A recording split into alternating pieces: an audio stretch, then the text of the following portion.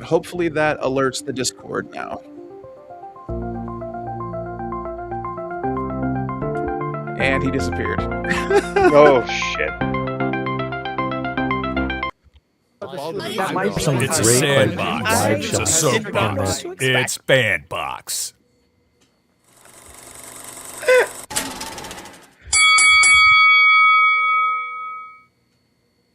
Hello and welcome to another episode of the Wrestling Podcast. There he is. I am Xanatos1138 and this is MJ All-Star and Cass, Chris Goddamn Magus. Why don't you guys introduce yourselves? Well, I'm so glad to be back, guys. It's been a couple of weeks, but as always, I'm your favorite Indie Lone Star Casanova, Mr. Must-See TV, Chris Goddamn Magnus, and I'm so glad to be back. To be honest, I've been waiting for this shit for so long. Alrighty, and now it's my turn. Hello, ladies and gentlemen. I am MJ All-Star. I have been doing this for a little bit.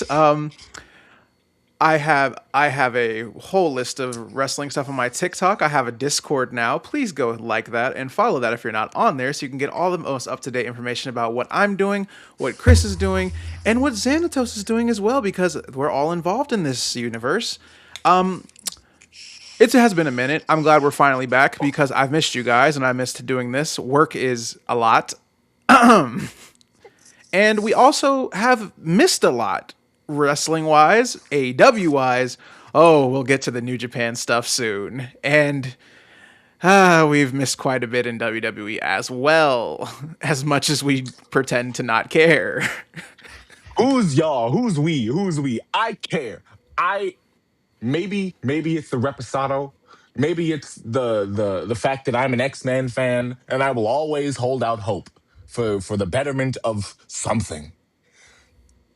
But we'll get to that. Right now, I do want to get to the New Japan stuff because we've missed a lot. I think we missed exactly 10 days, 10 nights of G1 Climax. We've missed and quite a lot. Boy, howdy, has a lot happened. But first, I want to start out with this. First, I do want to say congratulations to our final four. First and foremost, make way and kiss the fucking crown because I know I said that Callum Newman's winning this bitch. Regardless of what some weirdo on stream said about, like, if somebody British wins the G1, we eating beans on toast on stream. And we are. That guy's a weirdo. And we are if it happens. And we are. That guy's a weirdo. But I could say that I couldn't be happier, but that would be a lie. Because in reality, I would have loved it to be Takeshita, Ryohei Oiwa, Callum Newman, and Yuya Uemura in the final four. But unfortunately, Takeshita, hey man, that big lock just locking. That big lock be locking. He's called the grip for a reason. However, Ryohei Oiwa is that guy. However, I'm more upset at the simple fact. I have to apologize once again to my fans because shut up. I keep having to do this because every time New Japan says one thing, they'll completely switch it up on the other. Because I assumed we were supposed to have 3 finalists from each block. We only get 2 this year, which means we get a semifinals tonight. Yes, I will be streaming it. We're getting that semifinals tonight, which is annoying. We're getting the semifinals tonight. Yep, tonight, as in tonight. That's not on New Japan World.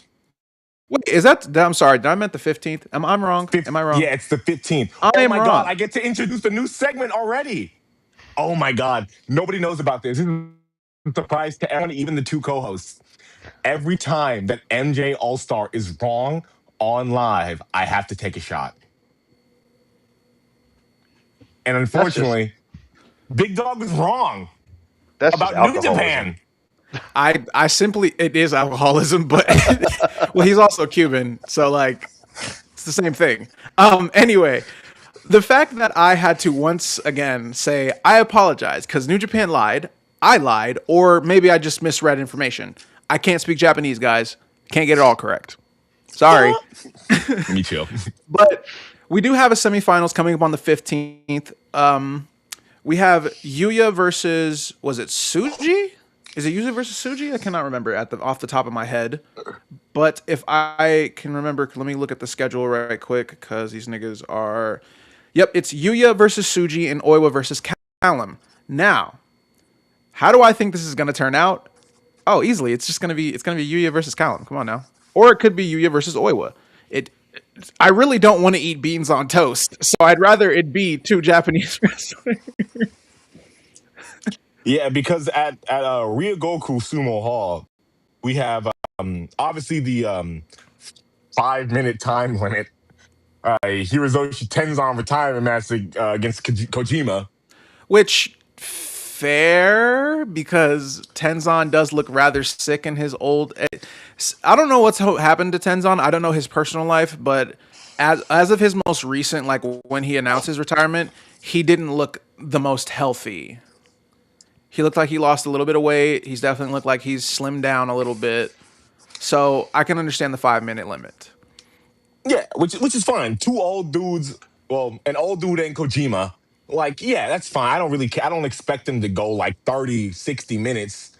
Like, both of those dudes are pushing 60. I don't like, that's fine. And I know Kojima's going to carry him throughout that match. And it's fine. I still want to see it. But it's going to be Yuya versus Suji and Ryohei versus Callum. Now,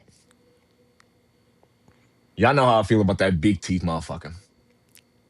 I hate Yota Tsuji. I hate him. What you don't like?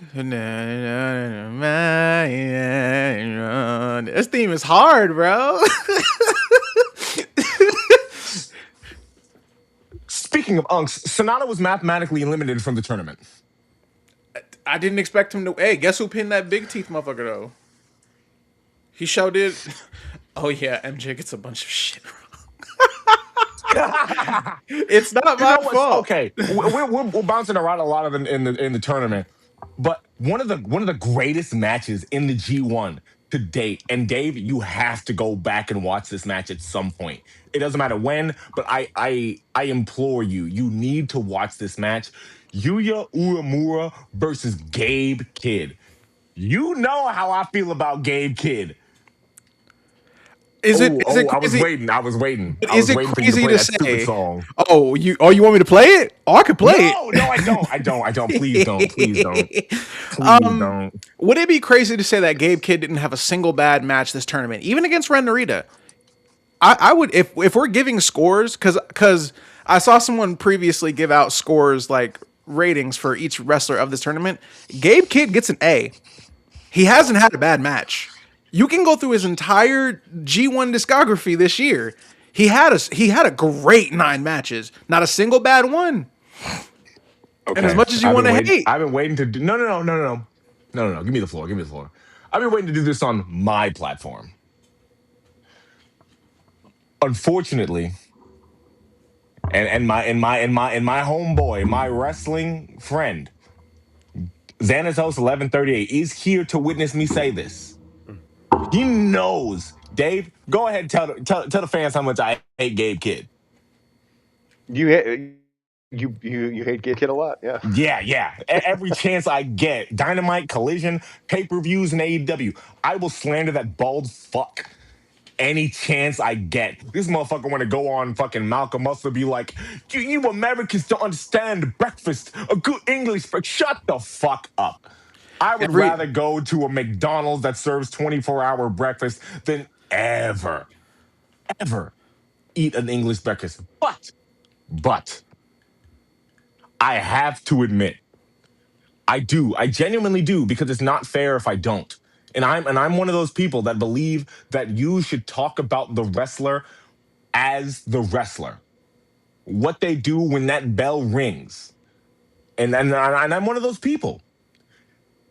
Gabe Kidd might have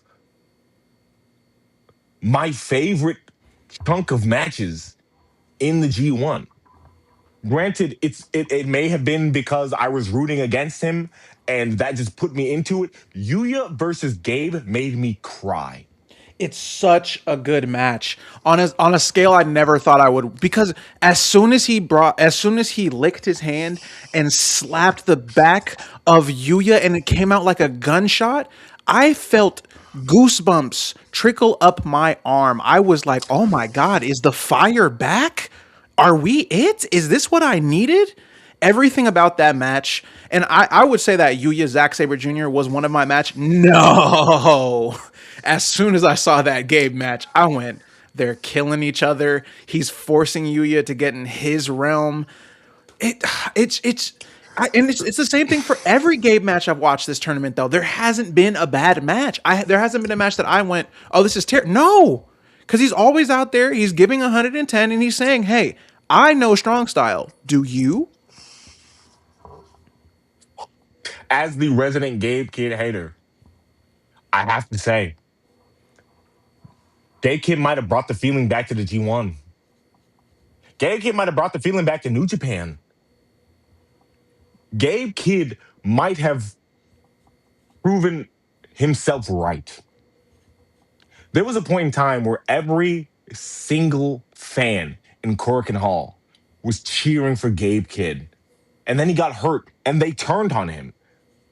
And every heel has a little like fucking spiel about how the fans turn on them and they're the reason that they're not getting the opportunities. Gabe Kid might be one of the few cases where that statement is correct. He has not put out a bad match since. He's like I don't think I've ever seen a bad Gabe Kid match. Period. Not really have I. Like, I haven't seen a bad Gabe Kid match. Even when people were clowning him at the New Beginning in Osaka, we're like, oh, he fumbled one move, so the whole match is bad. Okay, congrats. Did you watch the match? Did you see how him and Suji were trying to kill each other?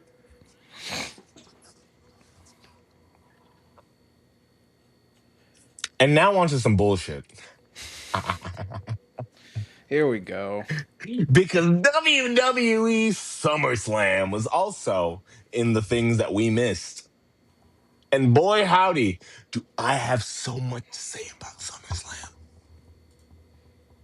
Oh my God. Now, as you all know, I watched the WWE pay-per-views with my mom. And how could I put this gently for all you Fed tribalists watching? It sure was a pay-per-view. It, you know, It sure was a pay-per-view. you know, because like, I have a question for the both of you.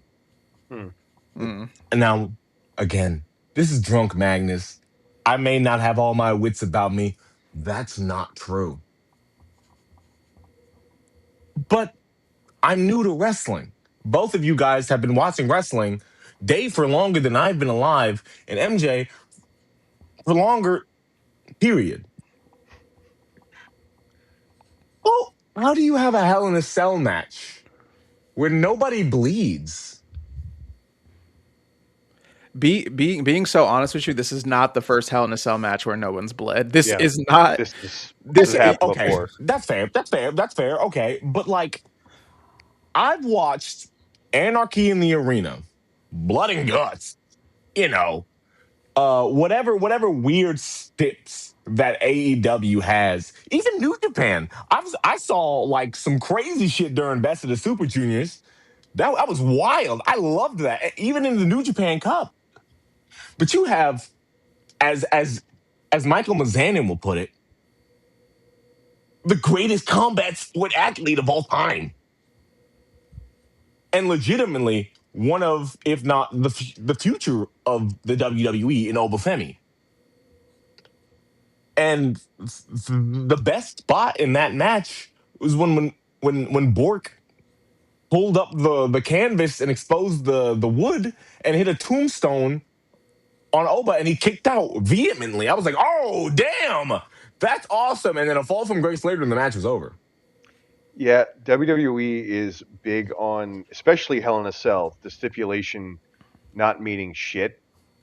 Oh, we're going to do Hell in a Cell and then never actually leave the ring. Or never actually hit them into the cell or never actually utilize a cell. It's just a cage. It's just there. Or we do a DQ in the Hell in a Cell Oh, somehow oh, that because sucks. that makes any sense. Yeah. Or I've a still no never seen that match. contest. That doesn't exist to me. That doesn't exist to me. Oh, we'll watch it on the next stream when we watch the worst matches of all time, Cass. You have no choice, Cass. You're gonna I deal know. with it. I know. It's Because so somebody tried to bad. that guy tried to recommend it in the last one a bunch of times, and I was like, hey man, So bad. It's not even funny how bad it is. I like okay. So we that was the main event of night one. I'm gonna work my way backwards, kind of, because I know neither of y'all watched it because you guys like your mental health. So like night one, because SummerSlam is 2 nights, because of course it is. Also, before I get any further, this I believe is the first WWE PLE that did not announce the attendance records. For good reason. We saw those other angles. They had Yeah. nobody on the other side. And I don't blame them. One, because I'm not paying an arm and a leg to fucking like watch bullshit that I could watch on Raw and SmackDown on free TV. You niggas want me to pay 30,000 a ticket to go see Danhausen versus oh my god, I can't We'll even get say to it. it. We'll get to it. We'll get to that. Because I do want to at least highlight a bright spot of night one before I get into all the bullshit. Because I timed the matches this time, boys. Oh no. Oh yeah. Oh yeah. I timed actually there was one match in particular, which we'll get to, that I timed and I was ooh. Let me stop. A bright spot in the SummerSlam shit. Because there's some people who want to believe that this was the pay-per-view that brought everything back. They're wrong. They're wrong and they're dumb. I'm sorry. I'm sorry if you're watching this and you believe that this brought back the feeling to professional wrestling, but we'll get to why you believe that. Gunther versus Nick Aldis. Now, here I was going to think that match was going to be a whole lot of bullshit, but I knew this was going to be something amazing when my boy Magnus came out to Oasis. I said, you know what? We might be on to something. And you got Wade Barrett on commentary, literally in tears. Literally in tears. Goldust is coming out to the biblical tunes of Oasis. That call will live rent free in the back of my mind forever. Because I know on your streams, Miles, MJ, I hate the Brits. Down with the British Empire. That's Chris Magnus. But hey, man. Nothing like a good Brit to make a man's heart shatter. Oh, Especially nothing like it. Every time I see a British man cry on commentary, which is crazy that it happened twice, but every time it happens, it makes me feel sad. It makes me feel something. Don't talk about my mans like that, bro. Leave Nigel alone. That match specifically, I did go back and say, okay, let me look at some clips. I thought it was a pretty decent match. Didn't have any complaints. It was. It was definitely better than some of the main events. But You didn't like Punk's moonsault? I thought he did great for a 47-year-old man doing a moonsault. It was a Terry Funk reference. It was a Terry Funk homage. I don't care. So I'm 26 years old. I've never seen a single Terry Funk match. Whoa! Whoa! I understand. Hey, no. I understand the critiques that come with that statement. But I do get it. I do get it. We in the 2026 family kids program. In 2026, you doing a Terry Funk spot? Nigga, get the fuck out of here. Get the fuck out of here. They brought Ryan Garcia on there, bro. This is not a family. Oh no! I had that somewhere in the notes. And if I don't, it's still in the back of my mind. Because you know what? Fuck it. We take it back from SummerSlam for a little bit. Back to the Raw before, or the two Raws before. I love causing these issues I, every time. I'm sitting here, watching Monday Night Raw as I'm trained to do. Thanks, Paul Levesque. And I'm watching a Joe Hendry and Danhausen segment where they're singing. Okay, I'll say it. I thought it was cute. I liked it. I believe that you are cursed. It was funny. It got stuck in my head. I'm so sorry. I'm autistic. What do you want from me? You can't ask for I too much from a man like me. I thought of this analogy earlier. I miss like older WWE the same way that I miss complaining about Bush Jr. as far as presidents go. Like I miss complaining about Bush Jr. versus now. WWE is the same way. I miss complaining about old WWE because now it's terrible. Oh my god. Oh, that's so fucking good. And then obviously because Danhausen is feuded with the Judgment Day because I can Danhausen stole like $100,000 from Dominic. They keep I, doing that, huh? dude, I don't. Oh, I Wait, don't. you know what's crazy? Isn't this the second money gimmick they've done with the Judgment Day? Yeah. And Danhausen, right? Yeah. And they pan to Ryan Garcia in the front row. Mind you, not even a couple of months ago, Ryan Garcia slinging around a hard R, saying disparaging things about the Jewish community, saying that he's a member of the KKK. So much so that he gets his boxing license suspended for a year, I didn't and even now know he's he having said to all box that. at Danzig Boxing. Oh, I do my research. I didn't even know he said all that. I just knew he said the N word. He said all that. He said all that, along with being associated with that fucking troglodyte Aiden Ross. And also tap dancing for Donald Trump, but we're not going, And No, we are going to mention that. We are going to as mention that, and that too specifically. as a black man, I saw it on Twitter, and I literally said, as a black person, we call this something a little different. We call it "give us the soft shoe, nigga." It's literally what it is. But hey, man. But so that was one of the days that I legitimately turned off. I turned off Raw. One of the other times was this, not this Friday, but the past Friday, where the main event was Charlotte and Jade Cargill. You sat there and I watched that. was no, I didn't. No, I didn't. No, I didn't. Check this out. I was watching SmackDown because I knew Kevin Owens was going to show up. Oh, spoiler! Kevin Owens is back, and I was watching the promo between Punk and Kevin, and I was like, wow, whoa, this is great. Like even when they had the mics down and they were like conversing, like somebody posted like I think Dave sent it to me, of them like talking, and I was like, whoa, this shit, these motherfuckers are cooking. Like, is Punk back?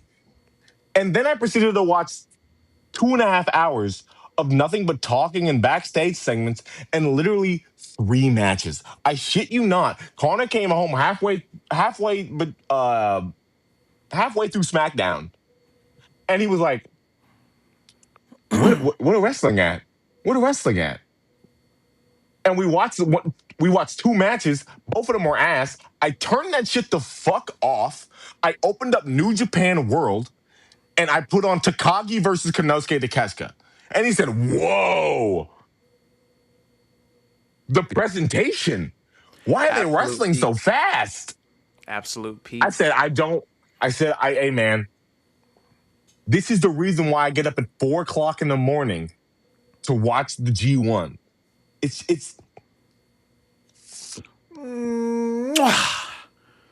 a literal chef's kiss. Because I'm sitting here Fridays and Mondays watching Big Cass. Not me. Not this Big Cass. Enzo Amore and Cass, Big Cass. I'm watching them. I'm watching him, not them. Him return and squash Javon Evans. Sidebar to that. every single time he shows up and Corey Graves goes silent as hell, I laugh audibly because every time I see Big Cass in WWE, all I kind of think is, didn't you beat Carmella? How are you back? Oh, oh, you didn't know? Oh, let me give you a little bit of backstory on Big Cass. See, Big Cass used to date Carmella. Carmella used to be a part of Enzo Amore and Big Cass group in NXT. Their relationship soured, according to Carmella. And again, there's reports. I don't know if this is true or not, but it's reported. Apparently, Cass used to be hurt, and Corey is not a fan of him. That's why every single time he comes out and Big Cass does anything on Raw, Corey goes, Coward. When there was like, I don't know, the transition between Cass and Corey, there was a point where Big Cass came out for a match and just did a 180, turned to Graves and started just laying into him, getting in his face. Off the mic, you could just hear it barely. And Corey Graves is like, what the fuck, man? All right, like, back off. He just got angry for what the audience viewed as no reason. It was random. But that was probably why, because the whole transition and, you know. this nigga Natsu said, MJ, we watched Ren Narita versus Drilla. Jade versus Flair wasn't that bad. Well, No, like okay. It wasn't. It wasn't that the match was bad. It was just the final nail in the coffin. It's because I don't want to watch that match. Me personally, I don't want to watch that match, especially after literally an hour and 45 minutes of absolute bullshit. I legitimately I can't even remember what happens on Raw and SmackDown half the time, other than the shit that makes me vehemently angry, like them doing like Alpha Academy versus the Vision. Why are you making Akira Tozawa look like a bitch? why is I Akira haven't been Tozawa still watching wearing wrestling a that fucking... long, but I know he's not built like that. Please go watch Akira Tozawa Dragon Gate stuff. It will legitimately even I have. That's why I know. I'm just like, why are you doing this? And it's because Paul Levesque is a dumb, stupid son of a bitch. even before that. Yeah. Even like, because I don't know Akira Tozawa other than 205 Live, and I And watched 205 Live, and he was fucking incredible. But even on 205 Live, he was cooking, and now they've given him ever since 2020, they've given him the ninja gimmick, the backstage goofball gimmick, the whatever this like, Alpha Academy stuff is gimmick. Oh, hold on, what's his little dance? Yep. That shit. I after learning about New Japan and falling in love with motherfuckers like Kushida and El Desperado and my main man Kosei Fujita, it's like Everything changes. yes, and I hate that. It's the same thing when I was in love with the CW Flash show, and then my comic dad was like, "Hey, you should read this Mark Wade Wally West one," and I said, "Oh no, my third eye has been opened. The CW is just taking all the shit that made Wally cool and smacking it on Barry, and WWE isn't even doing that." Oh my god, I'm getting upset. It was the same thing when I first watched. It wasn't even called AEW yet. It was whatever Cody Rhodes made as like a Firefest. Maybe that was the first thing, like some The event he Fighter made. Fest. Fighter Fest, yes. Yeah. I forget if that was the first thing or All In. Like one of those events that wasn't AEW. I yet, believe but it was All In, and that's because Yeah. that's that's the pay-per-view that had Pentagon versus Kenny, right? was it All In or All Out? I can't remember which one it was. I thought it was called All Out. Because what year was it in? Because then I'll be able to. 2018, because it was right before 2018. Right It might before have the been pandemic, yeah. All In, All my in. fault. No, it was all in. It was all in. All In 2018, because it was right before because it was right as 2019 was starting when AEW began, because I remember Kenny's last match in New Japan was that one. Was his last match in New Japan was his main event match against Hiroshi Tanahashi in 2019. Yeah, when I when I first watched that, I'm like, oh, this is wrestling. This is like I've never seen something this good before. It was it was an eye-opening experience. Be like, oh yeah, WWE is not this good, not at all. When I watched that, that was the first time I saw the Briscoe brothers. And see, they made that show because Meltzer basically said no independent wrestling company or no superstars could sell out an 80,000 whatever seat stadium. And as soon as we said that, what happened? Cody the Buck said, "Fuck you." Immediately sold out, and everybody was hyped. Everybody was like, "Yes, let's go! I can't wait." And then 2019 hit, and everybody was like, what is AEW? What is All Elite Wrestling? What are you guys talking about?" And look where we are now. What, 7 odd years later? Well, man, what a time. Yikes! I'm looking at the card for All In 2018. Let me take a And look at this card. There's some dope shit on there. You got SoCal Uncensored versus the Briscoes. You have Flip and Flip Bully Ray. Gordon? No, well, okay, hold on. This is a 19 person over budget battle royal to determine the number one contender to the Ring of Honor World Championship. And El Hijo del Chico was his name at the time. Won by eliminating Bully Ray. Gross. Hold on. Some of the let me read some of these matches because some of these are stinky. I have them all right here, and that's why I was like, holy shit. Matt Cross defeated Maxwell Jacob Friedman. Mind you, I don't even know who Matt Cross is. Christopher Daniels, SoCal Uncensored. Christopher Daniels defeated Stephen Amell. Jesus Christ. Yes. Tessa Blanchard. Chelsea Green. Oh, nah. Yikes. Oh, quick sidebar. Chelsea Green's hurt. Yeah. Hilarious. Literally just won the belt. And they're not going to strip her of it either. Nope. She's going to keep it. Just wear a mask like always. Just wear a mask. Fuck it. Cody defeated Nick Aldis for the NWA World Championship, which was heartfelt. I remember that. Hangman versus Joey Janela. Don't remember that. It's a Chicago street fight. Again, didn't remember this match. Jay Lethal defeated Flip Gordon. Oh, right. With Brandy Rose. Kenny Omega versus Penta El Zero. What I do remember because that led to the match against him versus what was it? Chris Jericho. I couldn't remember the damn name. Kazuchika Okada was on this card? Versus Marty Scurll. Ew. They went 26 minutes? 26:05. Ew. How is that the longest match on this card? Hey, man. Okada. And then the main event. The Golden Elite, Kota Ibushi and the Bucks versus Bandito, Rey Fenix, and Rey Mysterio. Now, as far as indie cards go, it's not bad.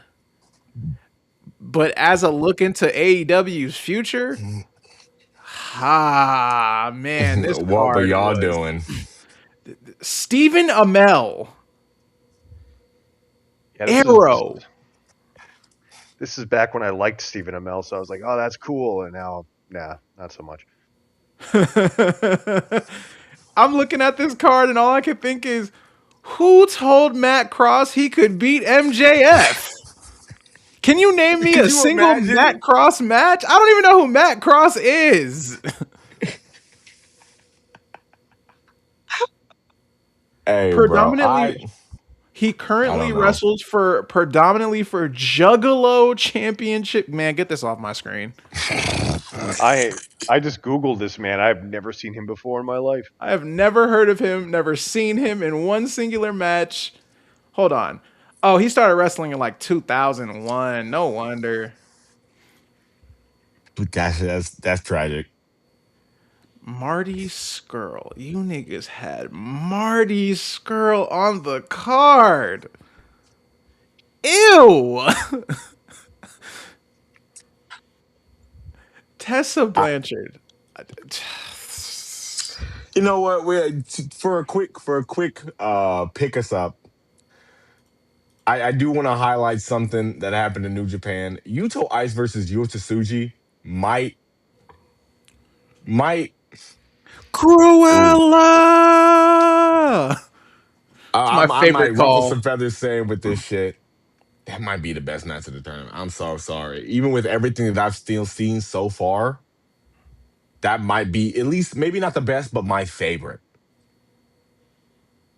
Dave, could you imagine a wrestling match that goes 25 minutes and 20 of it is one man chopping another throughout the entire arena? And the man getting chopped saying, "Oh, bitch, that's all you got?" Just imagine a Japanese gangbanger. I know that doesn't make any sense, but imagine a Japanese man LARPing as a gangbanger. So ridiculous. Jake Lee better than your favorites. Man, Who said that? Natsu, the grand royal vizier of this empire, the man who keeps refusing to. Niggas want me to watch a Jake Lee match so bad, man. I can't. I'm sick. When I'm Jake Lee eliminated Great Khan with the Guerrero special, and not the one you're thinking of, the chair one. literally two separate Guerrero moves in one singular night. Gato was watching old Eddie clips and said, "Yeah, we can do that. I think we can do that." We got that. We got that. Yeah. The funniest part about this, as we were talking about the G1, I've made sure to write a list of all my grades for G1 Climax, like people specifically for both A and B block, and I think I've given pretty fair grades. I've been fair enough. And we'll see when that video drops. But someone just commented, "New Day." Yes, I'm sure that everyone in this call right now in this pod, we've all seen the New Day Daybreak animated little video that they dropped on their socials. That shit made me cry, bro. Tears. Actual, as a grown man, there's only been a couple times I've cried in wrestling. Tanahashi's retirement and that damn video when that fucking broken horn came up with that unicorn. I was holding tears back already because of the circus metaphor.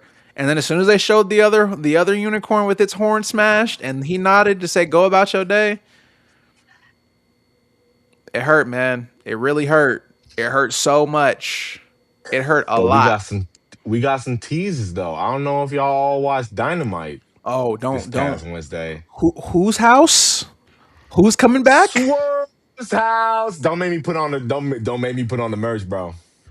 Hey, I'm telling you right now, if the New Day show up at All In to become the new 6-man tag team champions, I will be vindicated. There is nothing else I want out of All In because I already know everything that I want to happen is already going to happen. We already know Will Ospreay is going to win the championship. It's a 99.9% sure. I'm not even worried about it. I don't even have any fear.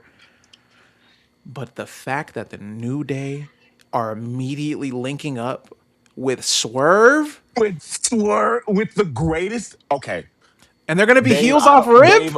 Oh, Ooh, yes. I don't.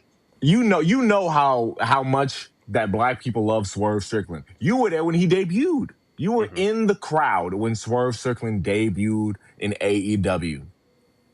You were there at Kofi Mania. Matter Yep. of fact, can you even fathom the idea of the greatest black tag team, the greatest black faction? Fuck it.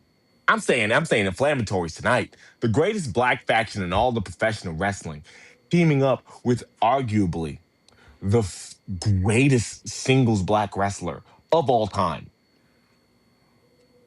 Oh my god! And then linking up as trios champs against. And they're all heels. They're gonna stay heels. Oh, it's gonna be great. Because I did not want them to come in here talking about some, hey y'all, positivity and shit. Yeah, we're black. Like I didn't want to see that. I want Kofi and Austin Creed to pop up in AEW, and part of my friends, I want them to be niggas. I need them to start No doing. cap. I need them to be niggerly wiggerly as possible, dog. I don't want to see no other way. I want it. I want it to be one way and one way only. I need a faction of niggas, just like Shane Taylor Promotions on Ring of Honor. I need a faction of niggas on AEW. Hey, matter of fact, hey, let's link up. Let's link up. A Shane Taylor, super faction? Big Shane. I know you watch my content. I know you look at my Instagram. I know I'm the unofficial member of STP. Hear me when I say this. STP, the greatest as of right now, black faction in all of professional wrestling, along with the longest reigning and greatest Ring of Honor pure champion of all time. Go ahead and link up with Big Swerve and the New Day. Super faction of straight niggas doing nigga shit. I just That's want all to I see need them to see. collective. I just want to see them collectively jump people. Like, don't even explain it. Just go backstage and start jumping people. Don't say shit. Just start jumping. Make. I'm stomping them out every time. Stomping them out, bro. Speaking of getting stomped out, y'all gonna hate me. Y'all gonna hate me. We have a new United States champion in the WWE. I'm gonna say And it's this. the man you all wanted to come back. I'm gonna say this how I said it the other day when we were on the phone. Who the fuck is Bishop Dryer? Get this nigga off my screen. I'm sick of it. Baron Corbin stopped being cool when he lost the hairline. I don't care. I don't care. Get this nigga off my screen. Carmelo Hayes could have been on the card. Ilya could have been on the card. Javon Evans could have been on the card. Dragon Lee could have been on the card. But you niggas bring back a washed white man with a bald fade. Random days. Oh my god, guys! Is that who I think it is? It's Baron Corbin. He's back, ladies and gentlemen, with the most vindication of Michael Cole on microphone. Like I'm supposed. Wow, guys, y'all not rocking with the Nova? No. This nigga come And out it's on. crazy because Baron Corbin, maybe. You know what? I am gonna say this is it's my podcast. I don't give a fuck. Triple H ain't watching this shit.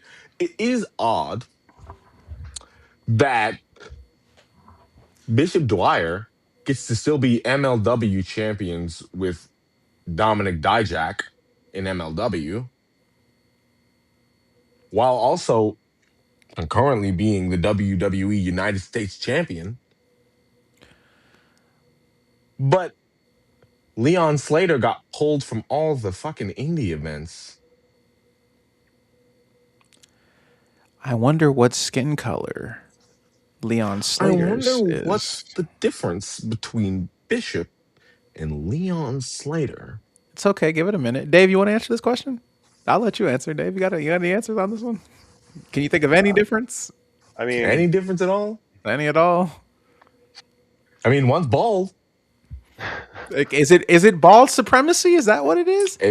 It might be. It might be because one of them has a specific type of hairstyle. It might be the accent. It might be because Leon's British. hmm. You don't know what goes on in that bald brain of Triple H's. It's Yeah, fucking- I'm trying to think of a way to say it funny and not fucked up. So like, yeah, It's because Leon's black. God damn it. And what does that say about the character of Triple H, TKO, and the rest of that godforsaken fucking company? All I'm gonna say is I know this has nothing to do about wrestling, but when that fucking douche nozzle fucking loser said that Michelle Obama was a man, what did fucking discount Joe Rogan do? Nothing. Not a goddamn thing. He said, "Well, what are we gonna do? What are we gonna do about it? People they thought it was a joke. It was a joke, bro. It was a joke." Just like your fucking entire company's a joke. Fucking Dana White. I'm sorry. You can't trick every nigga with Nina and think, oh, fine bitch on the UFC Twitch. I can excuse all the racism. That only works for stupid people. It only works when you're not paying attention. For people who aren't conscious enough to notice that not only is UFC but WWE are both under this weird regime of, hey, white is right, guys. Ignore all the black talent. Ignore the black. Hey, put him Ooh. put him away. Put him away. We don't need to see a black Hey color. man, you know what? New segment on the podcast. I'm doing. Hey man, I thought you was cool. I thought you was cool. That's the new segment on the podcast. Fergal Divot. Get your ass to the front of the classroom right now. Because This why the nigga fuck were you name on is that bitch's kick Fergal. stream? Why the Who? fuck were you on Nina's kick stream? Fergal Divot. That's who. I don't know if it was Kick or Twitch, but I saw Fergal with that hoe on some sort of streaming platform. Because he was talking about how excited he was for Kevin Owens to be back. And I'm like, wait a minute, why hold on, wait. Why are you here, Fergal? Why is my creator and leader, original leader of the Bullet Club, on some rinky dink ass fuck stream with some honeypot? He has to do it for the company, bro. It's there's a lot of shit that I want to defend. I want to be nice, but when you see wrestlers you love do some astronomically crazy shit, or they just proved that they're not as good as you think they are, what can you say? I mean, look at Liv Morgan. I thought she was decent, and then recently came out. Jesus. Ooh, no. Did you? Yeah. Did y'all? Which one of y'all sent me that tweet? Which one of y'all sent me that tweet? I think it was. I don't remember if it was me or Dave, but I'm pretty. Dave, did you send it or did I? I can't remember. For what? For which one? The The regressing the women's world championship one day at a time. Oh no, that was not me. That's that from might have been me then. Okay. I think that Okay. might have been me. Yeah, Dave. Yeah. Liv Morgan tweeted out, I believe yesterday or the day before, this week, regressing the women's world championship one day at a time. And the video that I saw was just like, man, what the fuck is going on? Liv Morgan, this is crazy. Like, this isn't even like good storytelling. And the first comment on there, the first one, the very first one was, why are you complaining about watching less women's wrestling? Sorry, guys. Hang on, really quick. I was looking for this for a couple minutes. This is Triple H looking at Baron Corbin. Hold on. Damn it. Where I did know it this shit about to be go? funny as hell. This shit about to kill me, son. Wow, Dave.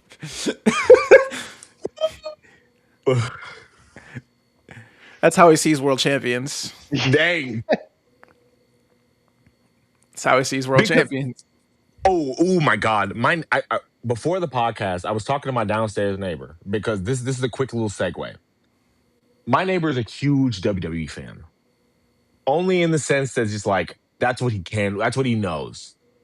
I respect Choji, cool guy, great dad. You know, a staunch member of the community. I'm chilling. I'm drunk and tripping on a Tuesday. Why? I'm off. I don't give a fuck. It's like 8:50. I hear my downstairs walls in the department are real thin. I hear, oh my God, oh my God, he's here, finally. And I'm like, oh shit, let me turn on NXT. Let me see what's going on. I don't watch NXT. I thought that Lizzie Rain and Evil would give me the feeling. No, it didn't. I haven't been able to hate all on my Evil. homeboys are gone. I can't even hate on Evil anymore. He's not even in my company anymore. I You can't do can't. it. He's in The mine gimmick's now. gone. The gimmick. Even someone yesterday said, "Hey, bro, I missed the Evil Gimmick's gimmick. not What gone. happened?" Gimmick's not gone. I've watched this entire G1 that the House of Torture bullshit's still around. Shut the fuck up. They meant as in the hating Evil gimmick is gone. I still hate Gato. Okay. The hating Evil has really just transferred to Narita because he does a worse version of the gimmick. But the fact that I had to sit, I was sitting at work. Going back to what you were about to say, I was sitting at work and I get on Twitter on Tuesday and I go, "Huh, wonder what's happening." So I check my phone I'm mid shift, and the first thing I go is, what the fuck? As I see Zilla Fatu show up on my screen. Oh, great. Another Samoan. Who? I Just saw call Paul Levesque Charles Xavier. how I found that out is I saw a meme of LA Knight when he sees yet another Samoan in WWE, and it just shows him deadpan looking at LA it. Knight about to be pissed, bro. LA Knight is the one person I think I feel the most bad about in anyone in this company because every time Triple H, he walks into Triple H's office and Triple H goes, "Good things come to those who wait," in that raspy ass voice. I know he just sit there and goes, "Another Samoan, huh?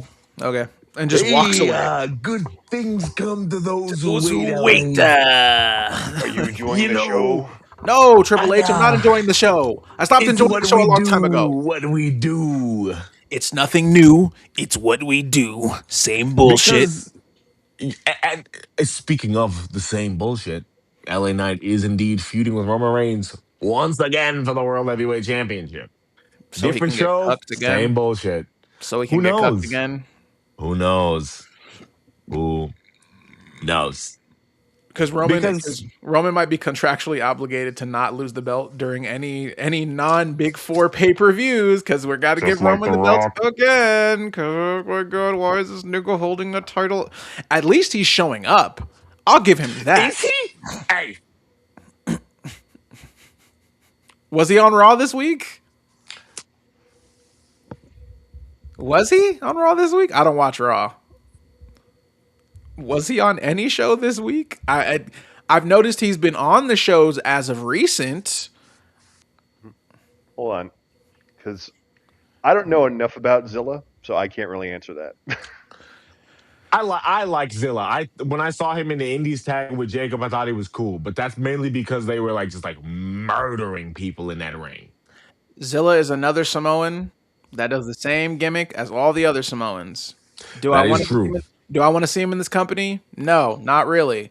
Am I glad he's here? No, not really. Do I want to see more of him? Not really. I think he does the same gimmick as his cousins, his uncle, his whatever the fuck you want to call it. It's the same shit once again. I'm not gonna get excited because we Guys, got his dad is Oh. Umaga. You I know, will tell you, as far as these Samoans go, I have become a huge fan of Solo. Solo is the only Samoan that I think is funny. He's the only one Solo's who I. hilarious. Everybody all right back there? Oh, just making sure. Like, yeah, that's decent. Solo when he's given something to do, he's great. And now this just makes me think, Jesus, why was he just sitting there being a silent guy for 8 months during the original Bloodline? as someone who watched all that shit retroactively, it's because he would have outshined all of the other ones. That's it. That's it. That's literally it. Like, it's the same. They're gonna do the same thing with Zilla because, like, removed from his family, he is cool. I'm sorry. You can disagree with me. You can think that I'm tripping because I'm green, but removed from his family when he's doing shit and Hog, I have a good time watching it. Was that match with MJF weird? Gives a shit. I got to see some cool niggas do cool shit. I liked that match. I watched the whole thing. I I'm think, sorry. I thought that match was cool. When you were talking all your shit on the stream, I stayed quiet. That's your platform. It's my platform. and as I say, Solo on the mic is good. I love the fact that now he's getting interesting beats. And then as soon as I said that the other day, someone in the chat said, "Oh yeah, by the way, he's got to rejoin the Bloodline now." And I just went, "Why? Why? That's not true. That's not true. He's not rejoining the bloodline. Doesn't he have to work for like Roman or something? What is it? No, he told Roman to kick rocks. I don't know what the like thing is because he lost to Jay and now he has to do something with the Bloodline or he still has to do something. Oh shit, that might have been a SmackDown I turned off. Yep. Yep. Like you do, you Oh give. yeah, that's right. Because I didn't see the shit where they were talking in the promo where he was like, "This a warning shot now." Y'all all right back there? Yeah. Oh, good. That's funny. That's comedy. I enjoy that. And now we got to go back to bloodline bullshit. Like we. You know what? You know what? I will say something good about this godforsaken company. Becky's a face again, I honestly and could not. hopefully she gonna take that belt off Liv Morgan. When did she turn face? Man, I miss so much, and so much stuff Bro, happens when I when she don't. came back last week, She came back last week. or 2 weeks ago, she came back during a Liv Morgan segment, and I was like, "Uh-oh, Becky's back. What's she gonna be on?" But she's on. She cooked that bitch on the mic. The only thing that I saw that happened in that entire like section was that Vicar came back. Yeah, La Primera is back, and I'm. Oh my god, the women's division is sick. At least on a Raw. I didn't even realize she was gone. That's how untapped in I am. She I was thought, hurt. She was hurt before her championship match, before she dropped the belt, and then when she dropped it, she's escúchame. bye bye. Now she's back. She's Now she's here. back. Kind of. She's still. I just want to say one thing. That fucker in NXT. Which You- one? Which one? The motherfucker who's dating Vicar. I can't even remember his name right now. Oh, Miles Bourne. Miles Bourne, you absolute fucking lucky bastard. You are. It must be nice to just. Oh, it must be nice to wake up Miles Bourne. I'm the North American champion. I get to go on And NXT and be a tag team champion. Shut up! I wasn't there yet. And I get to fuck a bad hoe when I go home. Man, fuck this nigga Miles Bourne. Hate this nigga. I don't care if we share the same name. Fuck this nigga. But he's deaf. Fuck this nigga. I'm supposed to. Oh, that's supposed to make it better. That's so cool though. He has to wrestle through the vibrations. That nigga's like Toph. That nigga's cool as shit. While that is cool, however, man, fuck this nigga. How dare you get to hold 2 championship belts? You get to hit La Primera, and then you get to. Oh, man. Dude, I think the second ever person, like other than Adam Cole, to be tag champ and North American champ at the same time. Yeah, no, now that I think about it, I don't think that's the only person. I was gonna say. I was Yeah. about to say. I thought you said like only person to be double champion in NXT. I was about to say, hold on, wasn't that Keith Lee? But then I remember no. Nah, Keith Lee was the NXT champ and North American champ, but Right. yeah, this is cool as shit. I can't lie, man. Oh, by the way, also, I don't know what the Street Profits are. In catering, Do you? catering, they're Aren't having a they great meal. champions? Shh. We don't allow black people on TV, Cass. Shh. Quiet. No blacks. You know who they're going to drop the belts to? Enzo and Cass.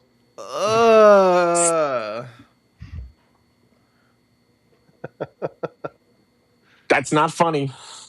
It's not. It's gross. It's so No, nasty. I hate it, but it seems like it seems like what they would do.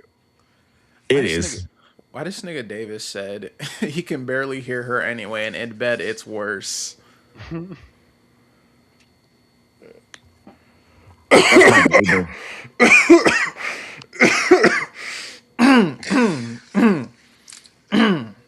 You know, I want to talk about good shit again. The last thing I'll say about this, Soroka dropped the fucking belt to Raquel. Didn't that happen like 2 weeks ago? Whoop-de fucking do. Man, what are they doing? I don't give a shit anymore. I want to talk about redemption now. Thank God. Let us move to the good wrestling. Well, let us talk about AEW Redemption, the first pay-per-view of its kind. And you know what? To all you people who are being like, Redemption was mid. You guys are spoiled. Because AEW gives the best pay-per-view of any wrestling company, period. Double or Nothing a couple of months ago was the coolest thing ever. And Dave can attest to that because he was there.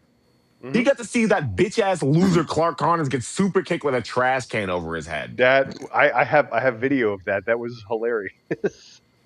Oh no, we're not hating on Big Mommy. We're not hating on Raquel Rodriguez. I'm just confused on why she wasn't already a champion previously. Oh, she should have been champion ages ago. She should have been world champion Yeah. ages ago. So we're not Unfortunately, hating on Raquel. I'm only hating because she's a weird Trump supporter. I don't give a fuck. Her wrestling is good. Yes. the only reason why she isn't champion is because she's forced to be in a faction of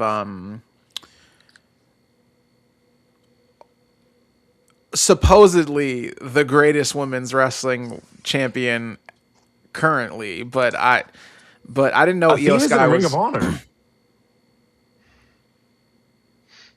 I was gonna be nice and say Io Sky because same company, but if we're being honest, Monet, Maya, Athena, those three are like top women's at the moment for me. Willow, You know, that you know, daddy. Oh, Quick aside. it's so sad. quick aside before I forget. One of the things I did catch last night, at least I caught a lot of like here and there promos and stuff from Dynamite, and I had to look up. I was playing my Switch on my chair, TV was here, and I hear this absolute idiot go, "Come home, Sasha, we miss you." Some random guy in the crowd yelled this at Mercedes while she was out there. And Ew. she heard it. She addressed it today on social media. Oh, she said, "I am home." Mm-hmm. Oh, that's what she said? No. She said something like Oh. what did she say? Something like the Fed puts people like that everywhere. Something like that. That's my girl. Talking about some, hey man, don't even worry about it. They got industry plants everywhere.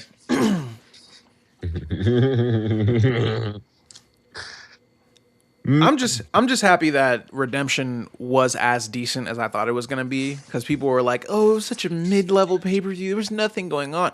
It's literally You niggas watch Backlash. Get the fuck out of here. My bad. these niggas watched SummerSlam and said it was a. SummerSlam. These Yeah. niggas sat there and watched SummerSlam, but I'm supposed to be upset because it's not like to a certain level you people wanted. It's between two of the biggest. It's between two big PPVs.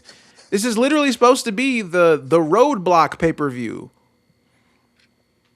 And y'all Physical. know, and y'all know all about Roblox. I had a pay-per-view named after that shit. Yeah. Jesus Christ, I forgot these niggas did Roadblock and then Roadblock End of the Line. Two separate Roadblock pay-per-views. Too fast, too furious. Tell me one eventful thing that's ever happened at a fucking Backlash or a Fastlane. Hold on, let me tell you something actually that did happen at a Roadblock pay-per-view. Oh, Lord. They had Dean Ambrose versus Triple H. That was the first Roadblock, wasn't it? Yep. The very first one? It sure was.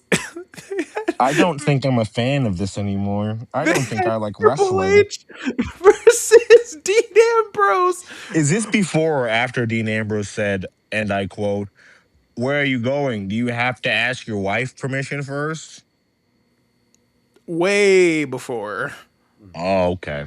Because that Roadblock was right before they had WrestleMania. What was it, 32, where they had Roman versus literally probably one of the worst WrestleMania main events ever.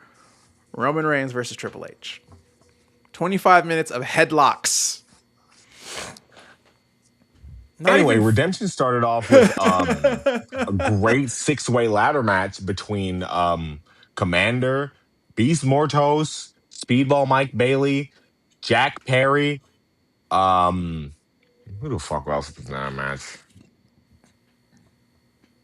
Oh shit! I'm just glad that we're finally able to give people their visas.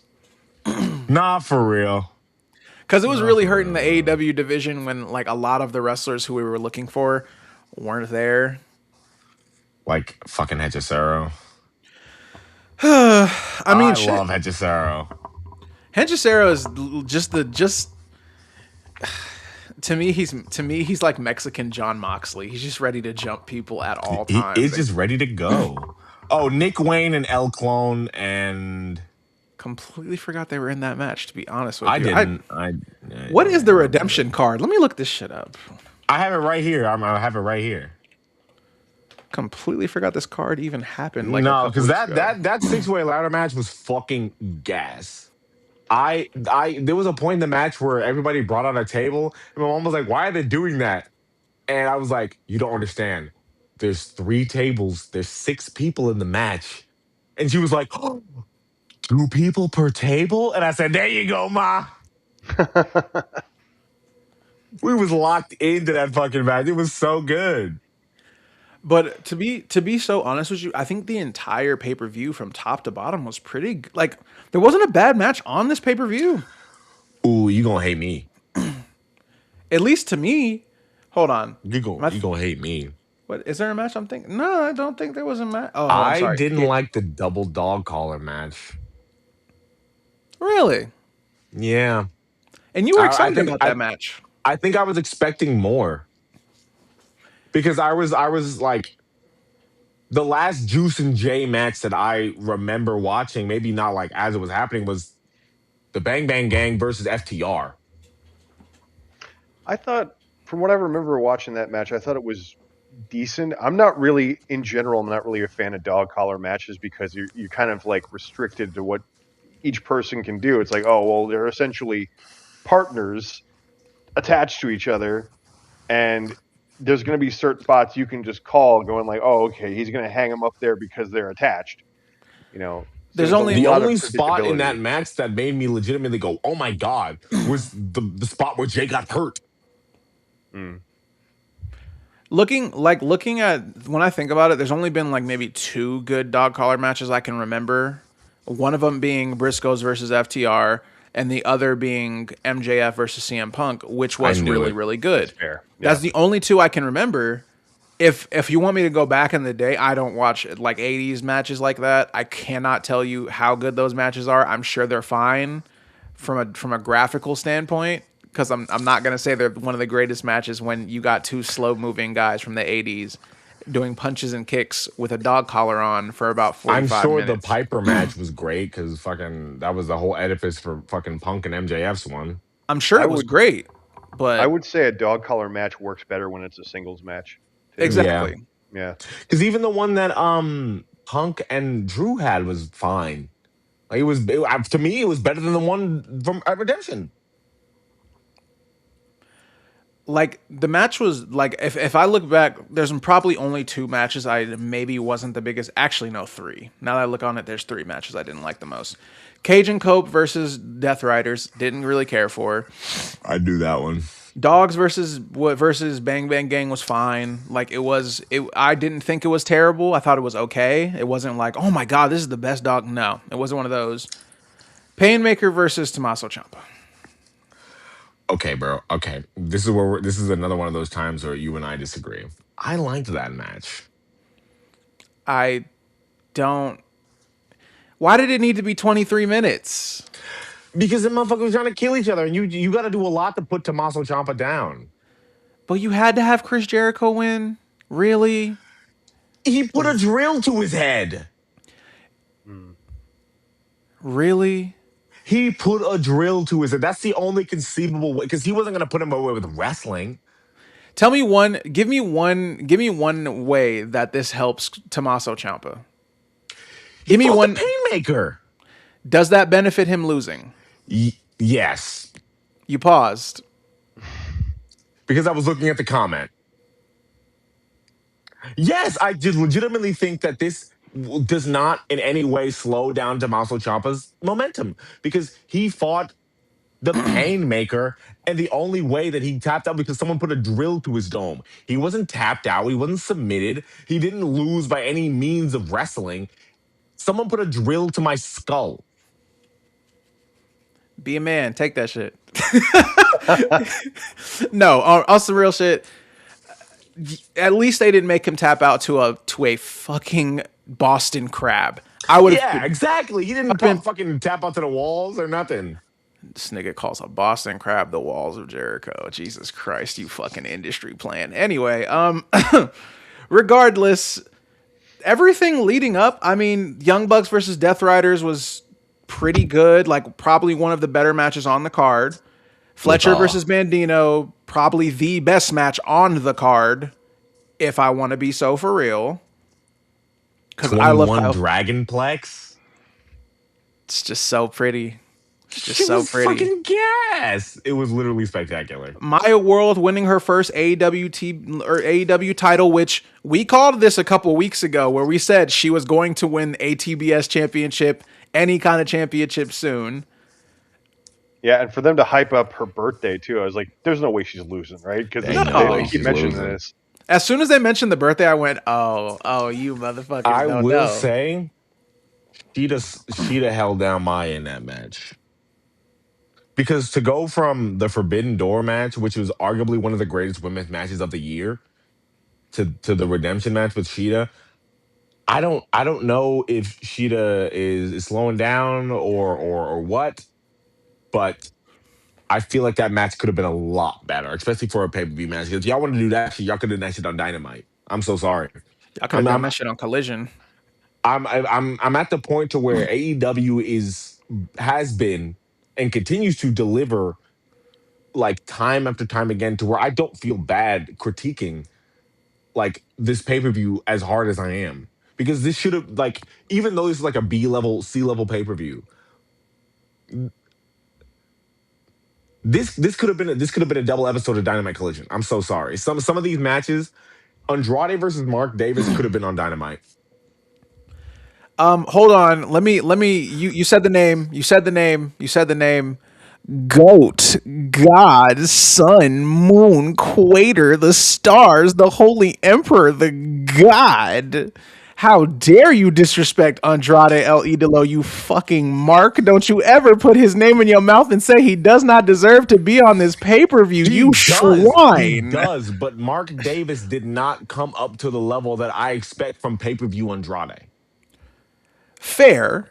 Did I think this match saw was... Andrade El Idolo hit Yota Tsuji with a top fucking like turnstile DDT. This nigga has been moving the craziest he's ever been since he was in NXT. Since he was CMLL as La Sombra. I will say the fact that he had to slow down a little bit for Mark Davis, I don't think it was horrible. I think it was a good match. It was probably one of the shorter matches on the card because this match went 16 minutes and 15 seconds. And it's the second shortest match on the card, which is, it's fine. Andrade's still a it's goat. not fine. It's odd for an Andrade match. I'm gonna be the one to say it. I'm gonna be the one to be overly critical of AEW. It's not fine for an Andrade match. Not for me. I wanted more, yes. I'm just more so happy with the result. Because as am I. I love the new team and everything, but like, hey, he man, wins the I want title. raps. That's all I wanted. Like I didn't really. I think for me, getting through the meat and potatoes to get to the dessert was more important to me than the match itself. Because there wasn't a part of me that thought Mark Davis was going to win this belt, like was going to win the match. I didn't think it. I thought Andrade was going to win. I knew he was going to win, especially when he came out with the new theme, which sucks. I'm sorry, it sucks. It really, the other one. it sucks. Bring back the other one, bro. Please. It's terrible. I love Andrade. It's so bad.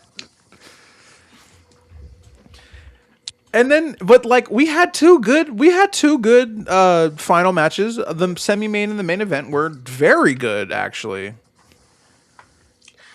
Hey, Kevin Knight solidified himself as a main eventer.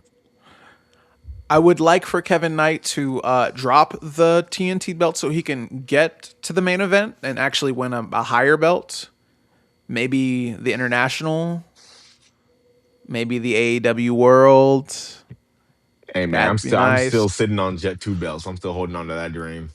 What else? What other title? Honestly, if he just wins the international, I'd be fine with him holding both those belts at the same time, or the national. Hey man, let him win the Continental Classic. Is he even in the Continental Cup? No, he's not in the Cup. I was about to say the Continental That's Classic. why I said the Classic. If he's in it, I'd love to see it. Because remember, he was the no, he wasn't a replacement. Who was a replacement in this year's Classic? Roddy. That's who it was.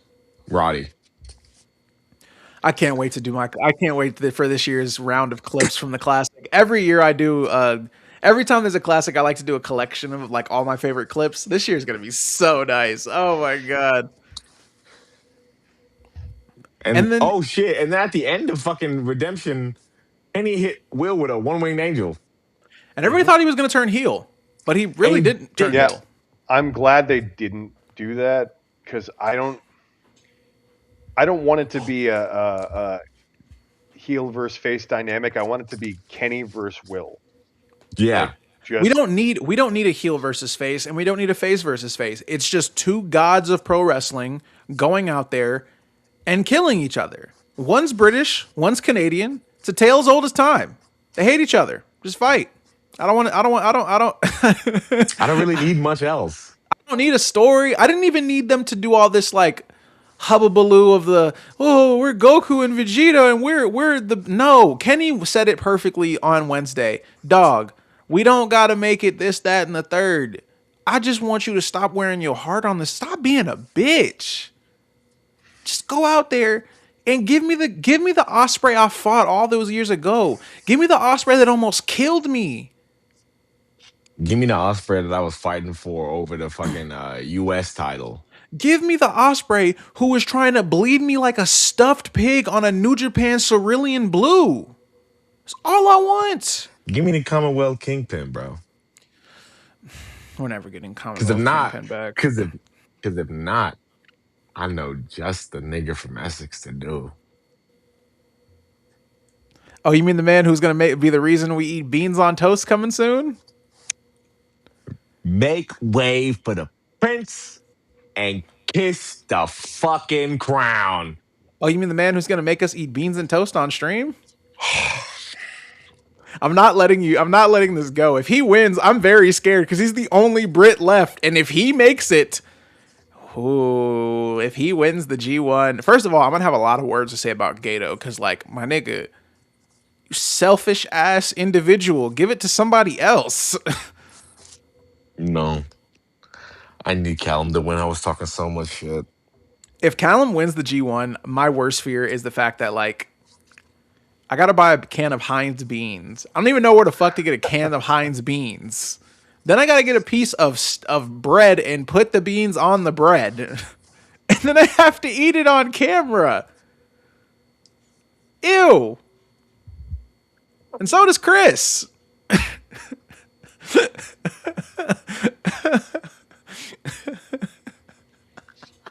Neither one of the tag belts were defended at SummerSlam. Oh my God. the only good thing I remember from seeing the SummerSlam clips was, just the sentiment that Brock Lesnar that was his last time showing up. Hopefully, And Kevin Owens is back, and he wrestled Owens. one Dave, hell of a match. Dave, you forget. There's a whole Saudi Mania coming up. We got money to spend. What are you talking about? We need The Rock versus Roman. We need Brock versus a returning Undertaker. Stop. I'm joking, but like I would see that actually happening. Undertaker, I'm never going to wrestle again. Here's $1 billion. Hey, do you want some slave money? We got it. Do you want some eating bees? As he says that to the 13 dead people who died making the WrestleMania stadium. But you know, hey, Saudi Mania, guys, don't you love blood money? No, I don't. That's why I haven't watched a single Saudi show and won't watch a Saudi show. For the exact reason of human rights violations. It's the same reason I won't. It's the same thing I won't talk about anything that goes on in the genocide besides the fact fuck Israel. Fuck these niggas that have all this fuck shit going on. Because the Mossad agents are always listening and always watching. And I just want to let them know I am not suicidal. So if they get me and if I die randomly, it wasn't me. Anyway, all the black women champions in AEW are black. it's great. It's great. Willow, our TBS champion is black. Our main champion is black. My Ring of Honor champions are black. Black, black, black. We're so up. Sorry, My Dave. president is black and my Lambo Hey. is blue, nigga. I had at least 2 decades, man. That's all you.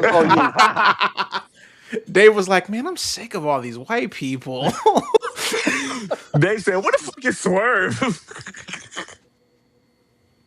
Dude, um random thought, but like I had no idea that Brody, Bandito, and Hangman were the trios champions. Did I see that right? Is that No, accurate? Yes. yeah. The good Yeah, and the 'cause bad and the handsome. I I thought they missed were called that. horsecock. No, that was That was Jet Oh, Ski and Hangman. I thought they Yes. were called horsecock. But that audio on probably mostly TikTok, where it's like it's just me and you and my good friend Steve. Steve. Steve, and every like I saw the promo picture of them and Hangman, and just the way Hangman was placed looked like he's just slapped there. It's like, and his friend Steve. Well, Hangman can't compete for an AEW world title anymore, so yeah, you might as well compete for I something. like- Boy, speak a little Espanol. That shit I almost like- that shit almost made me turn the whole TV off. I'm not gonna lie. As soon as he said that, I went, "Oh, okay. Where's my remote? I'm turning." I did hear that. Yeah. Y'all mind a little white boy speech from Espanol? Please get off the mic. That's why I was happy Swerve came out. I was like, oh, thank God. I can't. Thank God. I was really hoping because he kept like looking back and I was like, where's Kofi? Where's Austin? You know that +10 button where it's just like go 10 seconds? I kept pressing that every time he started talking. I was just like, nope, can't hear it. I don't want to hear your promo. You're not good That's as a the face. funniest fuck Deadlock reference. He's so boring as a face. I hate him as a face. He's not I miss interesting. Crazy Hangman. It's so much more fun when he looks like he's been drinking. When he puts on that makeup under his eye. Otherwise, I don't care. I don't. Stop talking. Let Bandito Oh and my Brody be God. cool. You just sit there, smile and wait for the crowd, do your little thing, and stop. Just be quiet. Hey! Like, okay, you're good, buddy. I don't need you to talk anymore. You're good. All right, Just let the buddy. crowd say cowboy shit when you're at your presence. You don't need to say nothing, nigga. You can, and then when you're done, you can go back to the Cracker Barrel with your pedophile friend. That's also I have right. I really not don't like forgot. him anymore. That's also why I've I not really- forgot, bro. He was so likable until He was a teacher in Virginia. He wore that fucking shirt that was like Virginia's for lovers. He did the fucking cheap pop shit with the fucking jacket and the belt. I was like, yeah. All Then he you had to post do from that Cracker Barrel. All he had to do was not post that photo. Just not. I would have been in ignorant bliss, bro. And now I know that Hangman, Chelsea, Cardona, and all these niggas are kicking it with a fucking pedophile. An admitted pedophile at most. And it's worse because he literally admitted it and said, "Well, she was technically legal in British society." Well, no, because the legal age of consent in England is 18. Just because you're from the backwards part of that country and you go to a certain area doesn't make it any better. You're still a weirdo. Even if not legally a pedophile, you're still a pedophile. It's always worse when they try to like, well, technically, and then I'm already loading my pistol because I don't want to hear any of that. Because at that point I'm just like, yeah. Hold on, bro. Just Yeah, let me put once a this nigga starts last quoting the bullet. Romeo and Juliet laws to me, that's when I start putting mags in clips. The nigga talking about I was 18 when she was 16. So you're a pedophile with extra steps. Extra steps is crazy. Got Why'd you you. admit that to me? Why'd you tell me that? Why did you think I was the comfortable enough friend to say that to? I'm on the phone with the law. My nigga. I call the cops the white ones. Yo. Yo. You ain't ever seen that video? Jesus. I called the cops the white The ones. white ones. You know they be getting down and dirty. Speaking of white niggas, Motor City Machine Guns are all elite. Yay! Fuck. Oh my God. Guns versus the Guns. Guns versus fucking the Death Riders. Guns versus the Bucks. Guns versus FTR. Guns versus Case and Cope. The possibilities are legitimately endless. And at least we don't have to hear raise your fist. Raise your fist. Shit's- I still think the funniest thing about their WWE run, none of the titles, none of the matches, is when they got their shirt and they looked at each other and went, "Wow, that is something." Not even those are great. They didn't even want them, and the shirt guys are like, "Oh yeah, take your free shirt." They were like, "Yeah, sure." The AEW shirt is so much better, bro. Oh, it's so much fucking better. My elder emos are fucking back to their glory.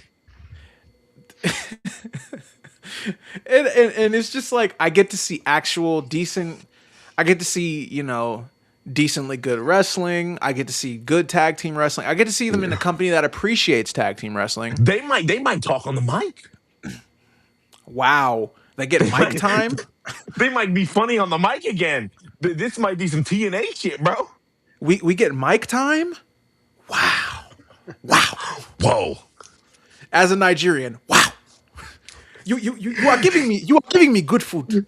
Who's the man who said Who's the man who said will fail? Hosanna Boko. finish on it now and come back to me?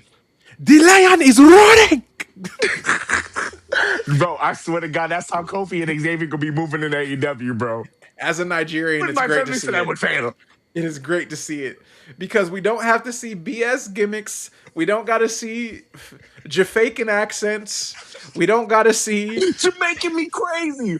I don't do that anymore. All we get to see is two niggas, not black men, Niggas. who get to do what they want, who get to do the gimmick that they wanted to do because they were strapped with a power of positivity, church ass Nick. I'll never forget these niggas' Do you first want gimmick. a revolution? I guarantee No. you that's what Vince wanted their theme music to be. I guarantee it. Do you He want wanted a them niggas to come out to revolution? Kirk Franklin. What? If they came out to Kirk Franklin, I probably would. I remember that first vignette of the New Day and like gospel church, whatever, and I was like, "What the fuck is this?" Racism, Dave. It was Racism. racist. It was Incarnate. racist as fuck. I remember the first time when I saw it, didn't even show their face, and the first thing that vignette did, somebody grabbed a tambourine, and the first thing I did was, "Oh my god, these niggas are dead serious trying to use us as a gimmick." And when I saw the choir and the tambourine shaking, I was like, "Yep, it can't get worse than." It literally felt like they were saying the hard R. It felt like they were trying to say the hard R without saying it. They went up to these three niggas, said, "Hey, we need a black. We need some Negroes. Can you be my Negro?" Will you be mine? Could you be mine? "I can be your Negro, baby. I can be your black man, baby. I can be your Negro, baby. Just give me you don't need to find you a black man, baby. Put me in a knife." Why you Dusty Rose? Because this is literally what Dusty Rhodes said all those years ago. I am not joking.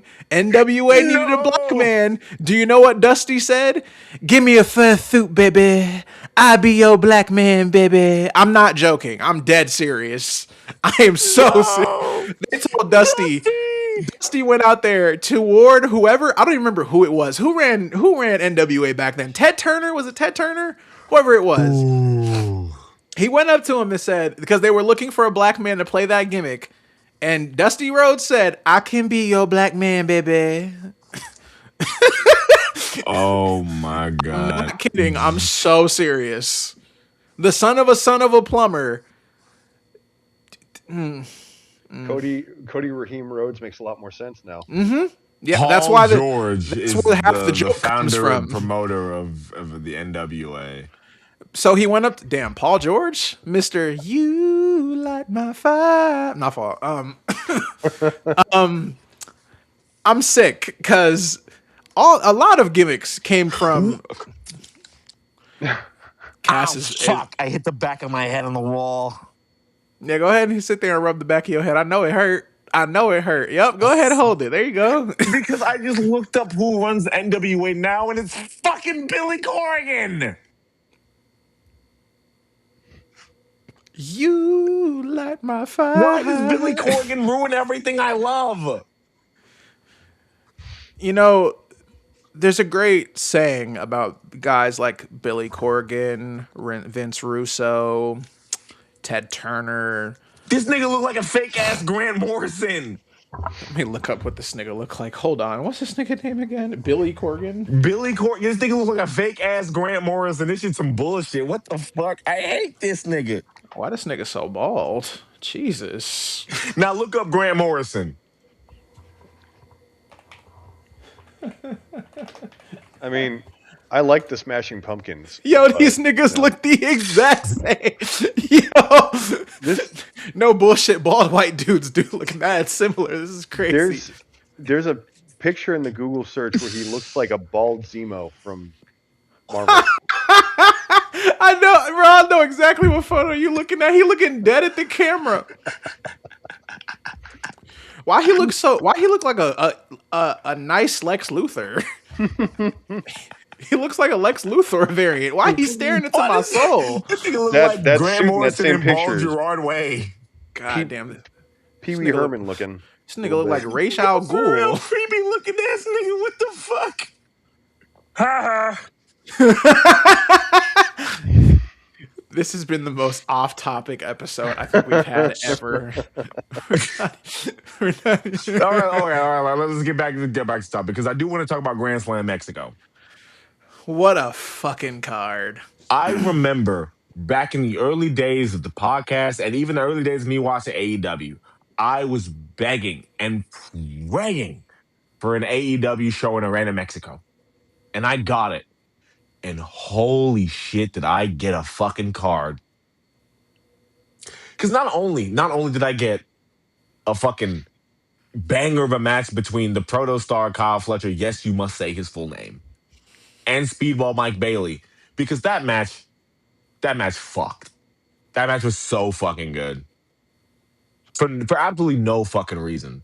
Other than the fact that those are two of the greatest new fucking up-and-coming star. Not, Mike Bailey's not up-and-coming. Neither is Kyle Fletcher, but in this company at least. Up and coming to a certain degree, yes. Yeah. Like it was great. It showcased like how much fucking heart that Bailey has and how much of a low down dirty piece of shit Kyle Fletcher is. And I can't wait for him to leave the Don Callis family. I need these motherfuckers to run it back in a best of 7. I don't care. Oh, I need a 2 out of 3 falls match, bro. I just want these niggas to go at it for years. 25-year match. Nobody's allowed to leave until somebody dies. 100 years Protostar Speedball. 100 years 60s in a movie. Protostar. Oh my god, nips hard when you said 100 years Protostar. Because like the show opened with the GOAT, the God, the demon, Goat. the God. Mexican equator, Andrade El Idolo versus that nigga for real, Commander, and Tommaso Ciampa, who came out with an American flag gimmick. That match was tough. That might be my match of the year contender. I'm so sorry. At least in America or in the Americas. Too many good matches so far this year for me to give a match of the year yet. Tanahashi's match has still been the only match that's made me cry all year, so I don't know if I can pick anything else. I'm a sensitive ass nigga, so a lot of these matches are making me cry. It just depends on who's wrestling and how good the match is. I'm not gonna hold y'all as a Latino man. Anytime Mystico comes out, there's a tear that's shed.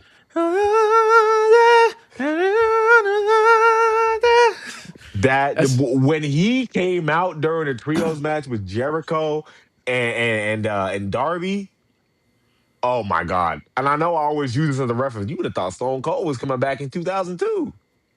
Because every single time he comes out in Arena Mexico, it's the loudest fucking pop of the night. And then everyone gets up on their feet universally to stand up and sing his song. I don't speak Spanish. Cass does. He speaks Spanish. I don't. However, every time he does, you know what I do? I stand up and sing my broken Spanglish as best as I can. I embarrass my culture, embarrass my people, but you know what? It's fine. Dude, it's like when I listen to Bad Bunny.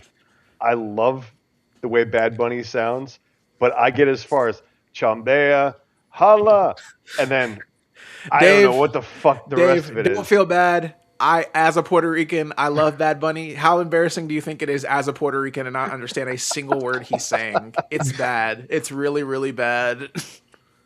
No Sabo kids, stand up. You're still Puerto Rican. Don't feel bad. You're still part. You're still part of the culture. They try to disrespect us. We're still there. Fuck you. This nigga over here flexing. Fuck you. Regardless, the Mystico coming out was great. I enjoyed.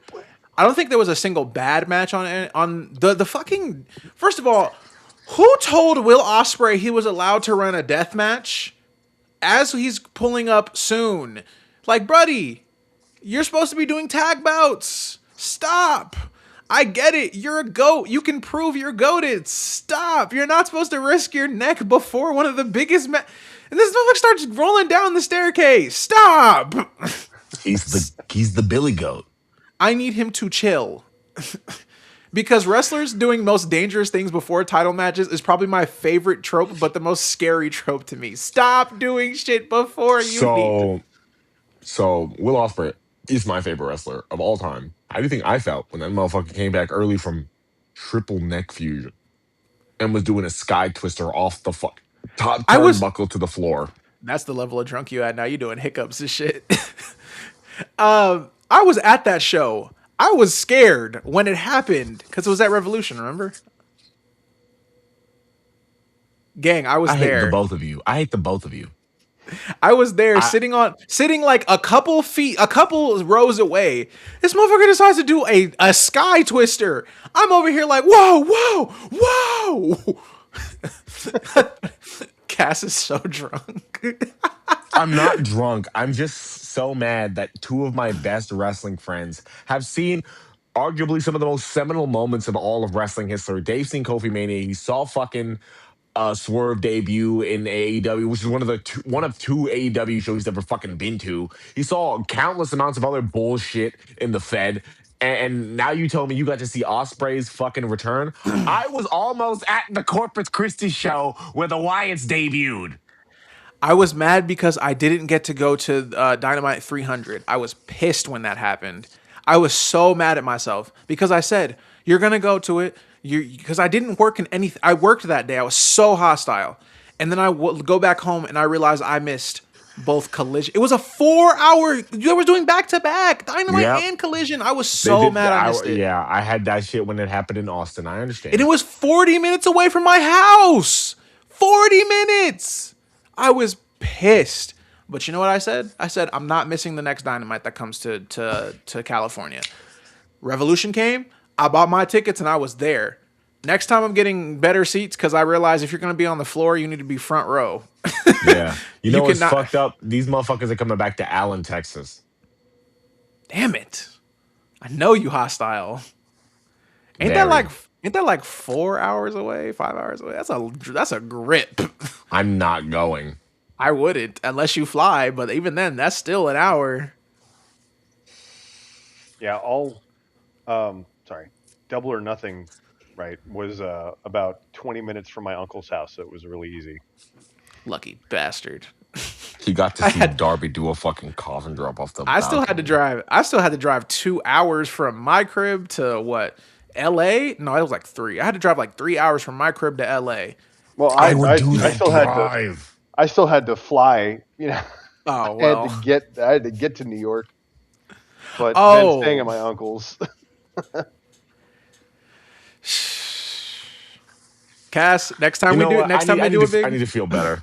I need to feel better. I need to talk about something that's cool. I need to talk about something that's cool right now. I'm so fucking pissed off. You know what? This is something cool that's Fed related. So if I'm lying, may God strike me down. It's rare. There is going to be a AAA tournament for a number one contender to Roman Reigns WWE World Heavyweight Championship. I almost forgot the name of the fucking belt.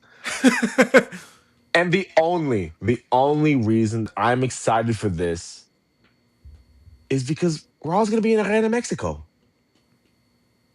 And that's cool. They can run shows there? Apparently. They're allowed to? Apparently. I thought they couldn't do that because of certain legal rights. I will double check, but Raw is going to be in Mexico City, Mexico. I thought they weren't allowed to do that. I didn't know that they could. I thought it was against certain laws and rules. Let's see. Yeah. Where are they going to be specifically? It is the MAGA company, and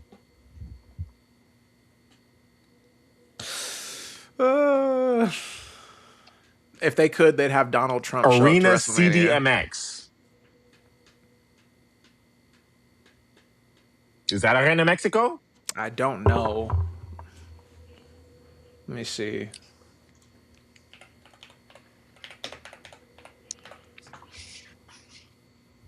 Damn.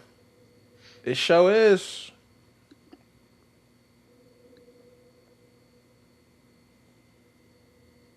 Well, yeah, as I was saying, WWE will be in Arena CDMX September 14th on Monday Night Raw, and the main event of that will be Roman Reigns versus whoever wins the AAA tournament. That's horribly nasty. Wait, hold on. I don't think this is Arena Mexico. No. No, this isn't Arena Mexico. This is a whole different. Cool. No. Okay. All I was right. about to say. No, completely different. Okay. I was about to get Roman Reigns versus El Grande Americano. Is that what's going to end up happening? Wait a fucking minute. Who's in this goddamn tournament? Actually, I'm looking they this do. shit up right now. I'm pretty sure they have some competent wrestling, like actual luchadors, because they did. It's good for the fact of like, oh, that's cool. You guys are putting in somebody who's interesting. But like also, don't fucking play with me and have like Penta, Laredo Kid, Psycho Clown, La Parca, Dragon Lee, El Heel del Dr. Wagner Jr., Rey Phoenix, El Fiscal. Okay, I was about to say I thought they had Iguana Man in that hoe because they would have Iguana Man sweep the fucking. No, they got some niggas in this hoe. Which is why I'm happy.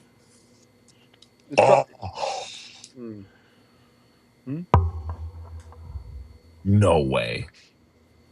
What? There's no way they're doing this. No. Why the fuck was I about to type? No. Why the fuck did I type in Hawaiian and it was about to autocorrect to Jewish food? What the fuck?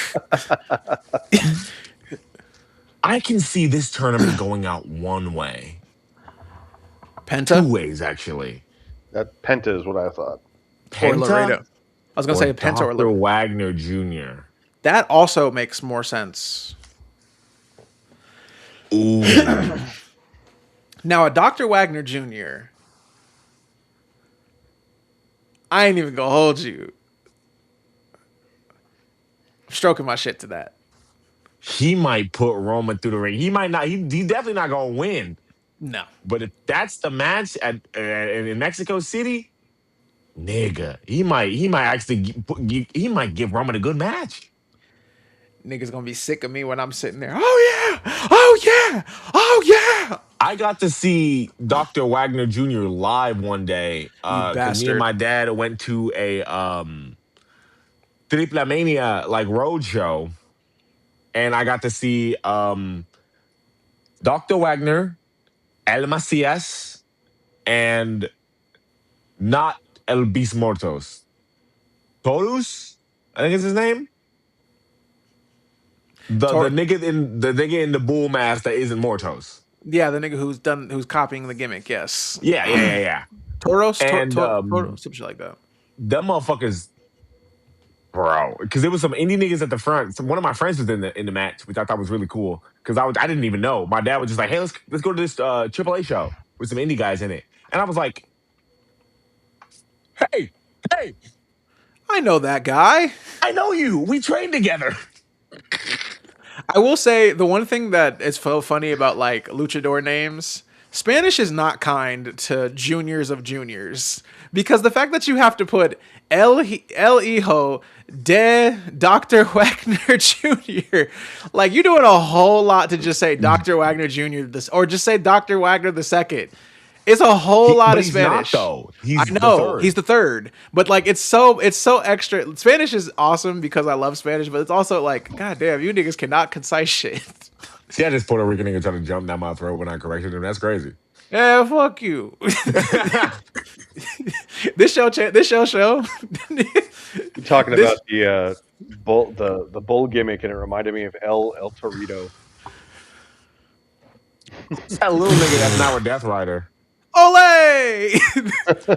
The fucking same guy that like Bo Dallas did a lap and knocked him over. I'm sorry, Cass said that's now a Death Rider. I'm sick. You saw the thing. You saw the picture. We saw the edit. We saw. Was that not real? El Torito? Yeah, is El Torito did he not take a picture with Moxley and them? That doesn't make him a Death Rider. He said Moxley was like, "Hey, he said some shit about that nigga," and I saw him take a picture with everybody, the entire of the Death Rider group, and he was there in a little suit. So I was like, I guess he's an honorary Death Rider. So does this make Shota a Death Rider? Yes, he's the original Death Rider. I don't know. So he doesn't if I pull claim up that it. picture of him and Moxley in the shirt, does he claim it though? I don't care. He had the shirt on. So he do claim it. So is Will Ospreay still a Death Rider? He renounced it. We saw him renounce it. Shota hasn't said he hasn't put on that patch? He didn't. He wasn't offered a patch. He was just given the shirt. This is pre-patch. This is pre-Mox handing out patches to niggas. So you saying Ospreay gets more respect than the young nigga? Well, yeah, that's Will Ospreay. So you saying Shota's not the GOAT? So you saying he's not the next ace is what I'm hearing? He's like 12. He's like 12, bro. So what you saying is you better. If Shota was in that tournament, that your bald little bitch boy didn't fucking actively hurt my baby boy, then maybe we would have a different discussions. But wait a minute, not in that timeline. Wait a minute, that makes sense now. Hold on, maybe it makes sense now why we don't have why we're not getting 3 finalists because Shota got injured. Who was tagging with Joe Hendry?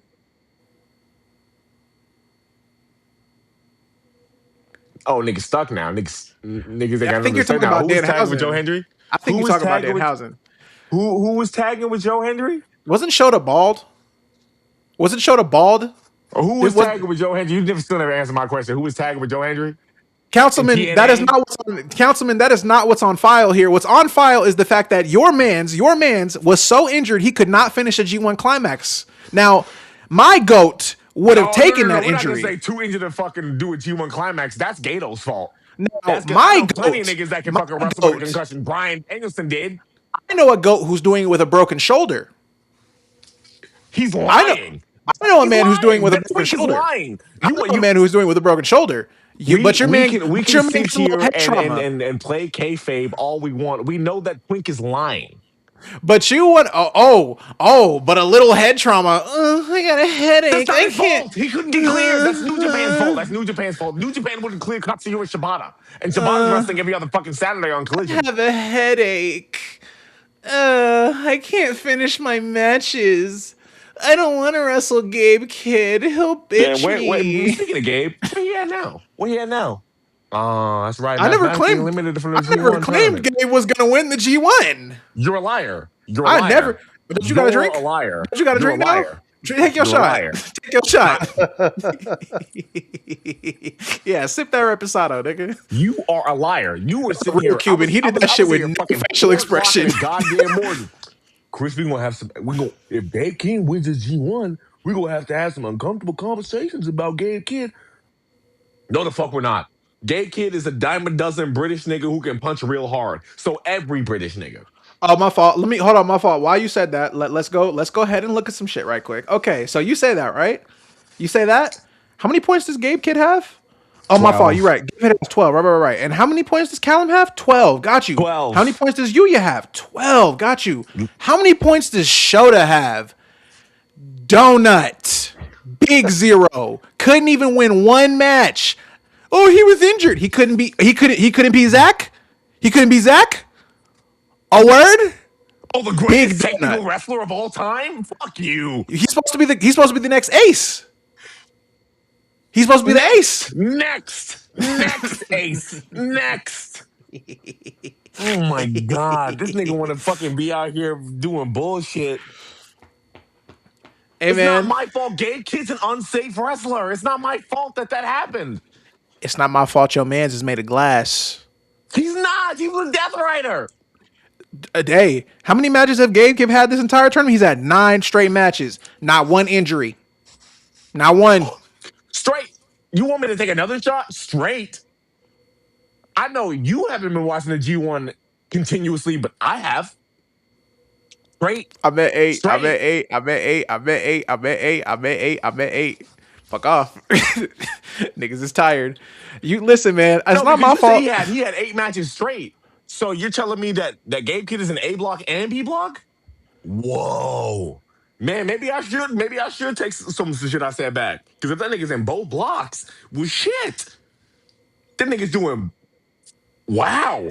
You know what? You're right. You're right, MJ. I do gotta put some respect on Gabe Kidd because that nigga's in both blocks doing straight matches back to back to back every single day. Well, goddamn. Oh, goddamn. Don't make me play the song. Don't make me play the song. Because it sounds like you need to be reminded of the greatest drill music of all time. Well, you lucky. You're not in my state no more. You so lucky. You're so lucky. Because one of us knows how to wrestle. One of us has been in the ring before. Shit, I've been on a trampoline before. And it's not the Puerto Rican nigga. It's not. I swear to God. I've been on a trampoline before. As pretty as he is, the Puerto Rican nigga has not been inside a ring. I have. Let a nigga I know how to break every single one of your bones. Let a nigga do a chest slap. I'm taking it and eating that shit like Brock Lesnar. You are not. You see how big my hands are? You see how big my hands are? Gang, you 140 on a good day. Hey, bro. First of all, I'm 160 on a good day. My fault. You 160 soaking wet. I am 220. Muscle. Second of all, pick you up with one hand. We've seen what Zack Sabre Jr. and Isaac McGinnis can do to big niggas. How many? Riddle me this, Batman. Riddle me this. How many times has Samoa Joe pinned fucking Isaac McGinnis? Not many. Like what? Like once or twice, maybe. Not many. You may got the song. I'm so sorry. They just became a fucking promo battle between the two of us. Every podcast, we always start arguing about some shit. It's never anything. Some shit that we're not gonna fucking care about when this shit gets off alive. This shit is just for y'all. Me and MJ, we love each other. This shit is straight gimmick. I don't care about this shit.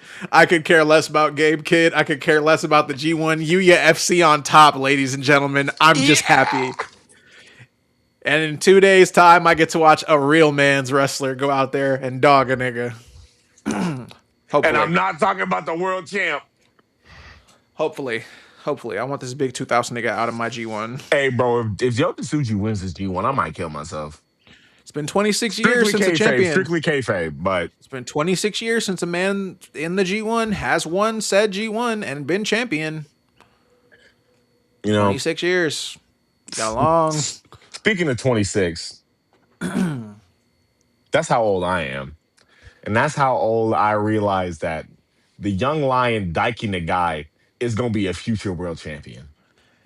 Future junior heavyweight champion, future junior tag team champion, future fucking world champion, future IWGP global champion, future G1 never six winner, New Japan Cup winner, World Tag League. I don't give a fuck. Junior. Daiki Nagai is him. Daiki Nagai has been so cool since the Young Lion phase because he's still technically a Young Lion, technically by all accounts. The same way Zane J is. And Jacob Austin Young, which technically don't do that to JAY. He's technically a Young Lion still. He's technically. He's not. He got gear. He got moves. So does Zane He has J. named moves. So He does has named Zane. moves. So does Zane J. Exactly. But like, no. Zane J doesn't have multiple name moves like JAY. He's got his own has the gear. brain rod. He has bites to dust. He has Brain Rod's such a dumb name for a wrestling move. I no, love it. that's the Green Day song. It's such a good name for a terrible wrestling move too. No, the Green Day song is I don't even, Strange I honestly 2 or fuck. I something, just right? forgot what brain rod is. Fuck. You may be right. It's such a dumb name. Oh shit! I don't have this on the notes, but I do want to mention this. Hold on. Wait a minute. I gotta move the camera because I'm about to do some shit. I'm about to do some shit.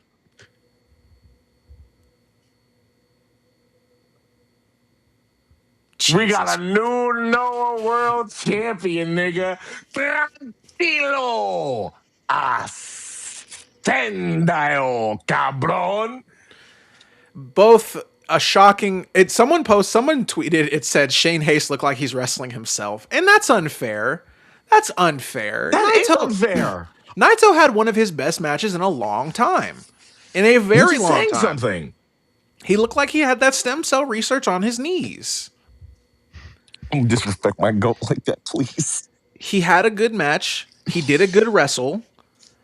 It was a decently good match. There was not a bad, like everything about it was good. I have no hitting them complaints. insecurities like it was fucking 2018 with Ibushi. My only issue with this matchup was that Shane Haste seemed to have the Shane Haste momentum train has slowed because he lost the belt. Does this mean he's going to win the N1 coming up? Yeah, maybe. There's stuff like this has happened where we thought the same thing was going to happen with Shota, who was probably going to be in this semifinal if he didn't get injured at the start of this tournament. I can't wait to see Shota again. I miss him so much. I miss his theme. It's such a good theme.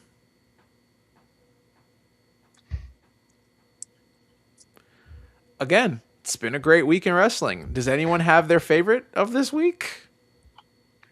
Go ahead, Dave. No, I mean, I was just thinking earlier, like, I don't know an exact moment. I would just say that my highlight of recent memory was just like I said earlier, Brock Lesnar's final appearance. So they say. I hope that motherfucker fucks off to Minnesota and never comes back again. He's probably going to get inducted in the Hall of Fame because they love to reward these heinous individuals. And I mean, I think I've said this in a comment section before, and people was like, "You wouldn't say that to his face." I'm like, I don't give a fuck how big he is. I'm not afraid to call him a sex pest to his face. Yes, I don't care who I will he call is. him a disgusting sex pest piece of shit to his face. Yeah, because if he hits me, he'll go to jail, and that'll be better for us. Oh my God! Now you have to go to jail? Oh no! Like, oh no, I can't stop winning. I feel like man, it might be recency bias, and it might be because this is my favorite wrestling twink. Callum Newman versus Hanare. And as a whole, Hanare in this G1 period has been my favorite thing all month, bro. Man, just a great. Hanare has been amazing this entire month. The last month, this month, Hanare G1 campaign was not something I had, and even with my gradings, like throughout my gradings, I gave him a really decent grade compared to like a lot of people because some people I wasn't very nice with. I'm gonna be so for real. Great O'Con, you're shit. You're shit. Shit from a butt. Jake Lee, you are shit from a butt. But at least I gave you a C-. At least. Why? You know what? Let me chill. Because you know why? Because at least he was funny. At least partly he was funny. The trolling was decent. And I say decent with a heavy asterisk. Decent. Great O'Con Graps made me want to turn my TV off. From the list of people on this very short 20-man list, 19-man. I put DNF for Umino just because I had to. He was on there. Takeshita, A+. Goto, B+. Oleg, S tier.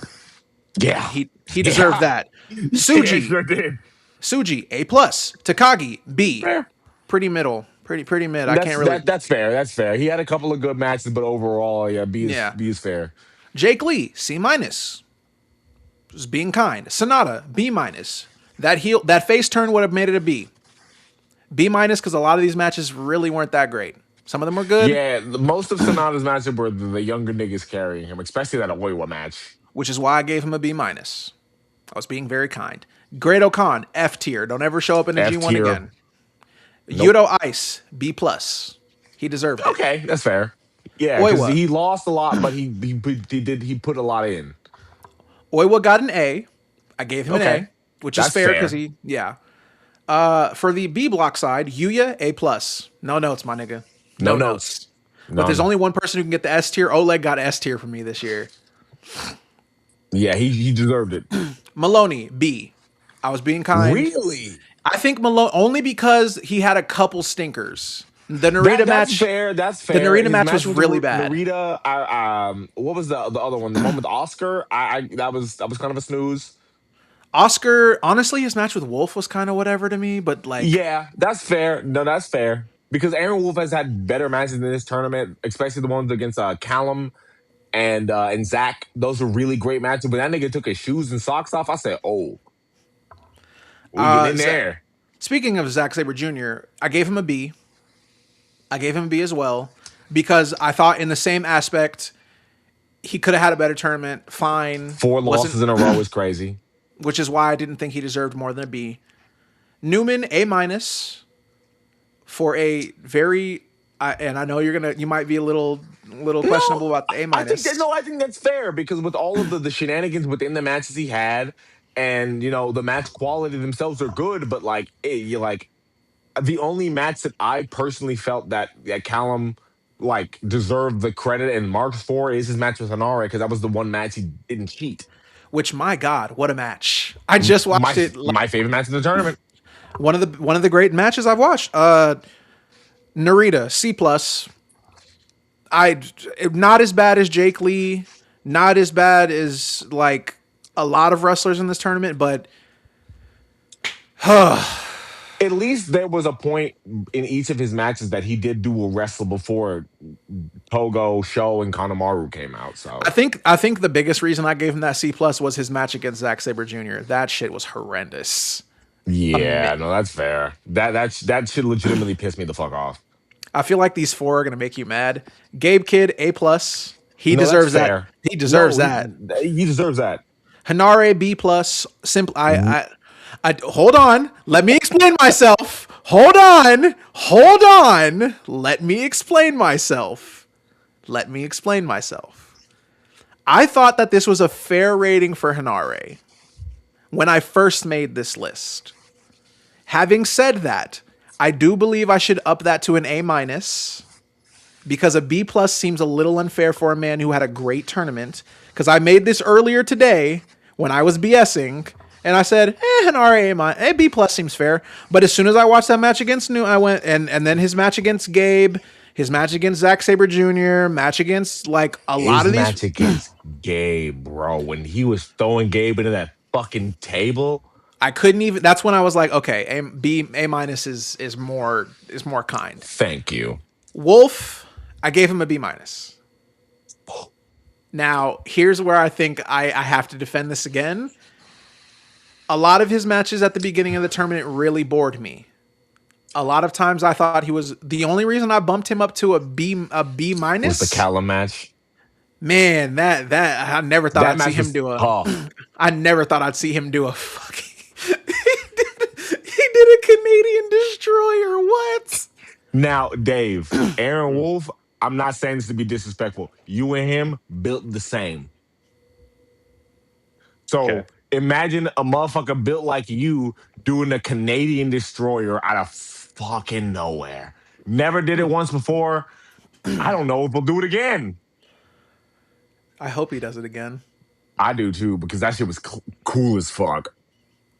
And my favorite, my least favorite person to watch in B Block this year, well, besides Narita, Oscar, I gave him a C plus. as well as Narita. I tied them in the same realm because while Oscar was a decent wrestler through this tournament, and I mean decent in the bare bones way I can say decent, I think decency is just not enough. Especially when you're supposed to play a mega powerhouse. I think C+ is fair enough. I think his best match was against Gabe. And even then, I just But I think it's only because of the pile driver spot where he like rises from the dead. exactly what I was thinking.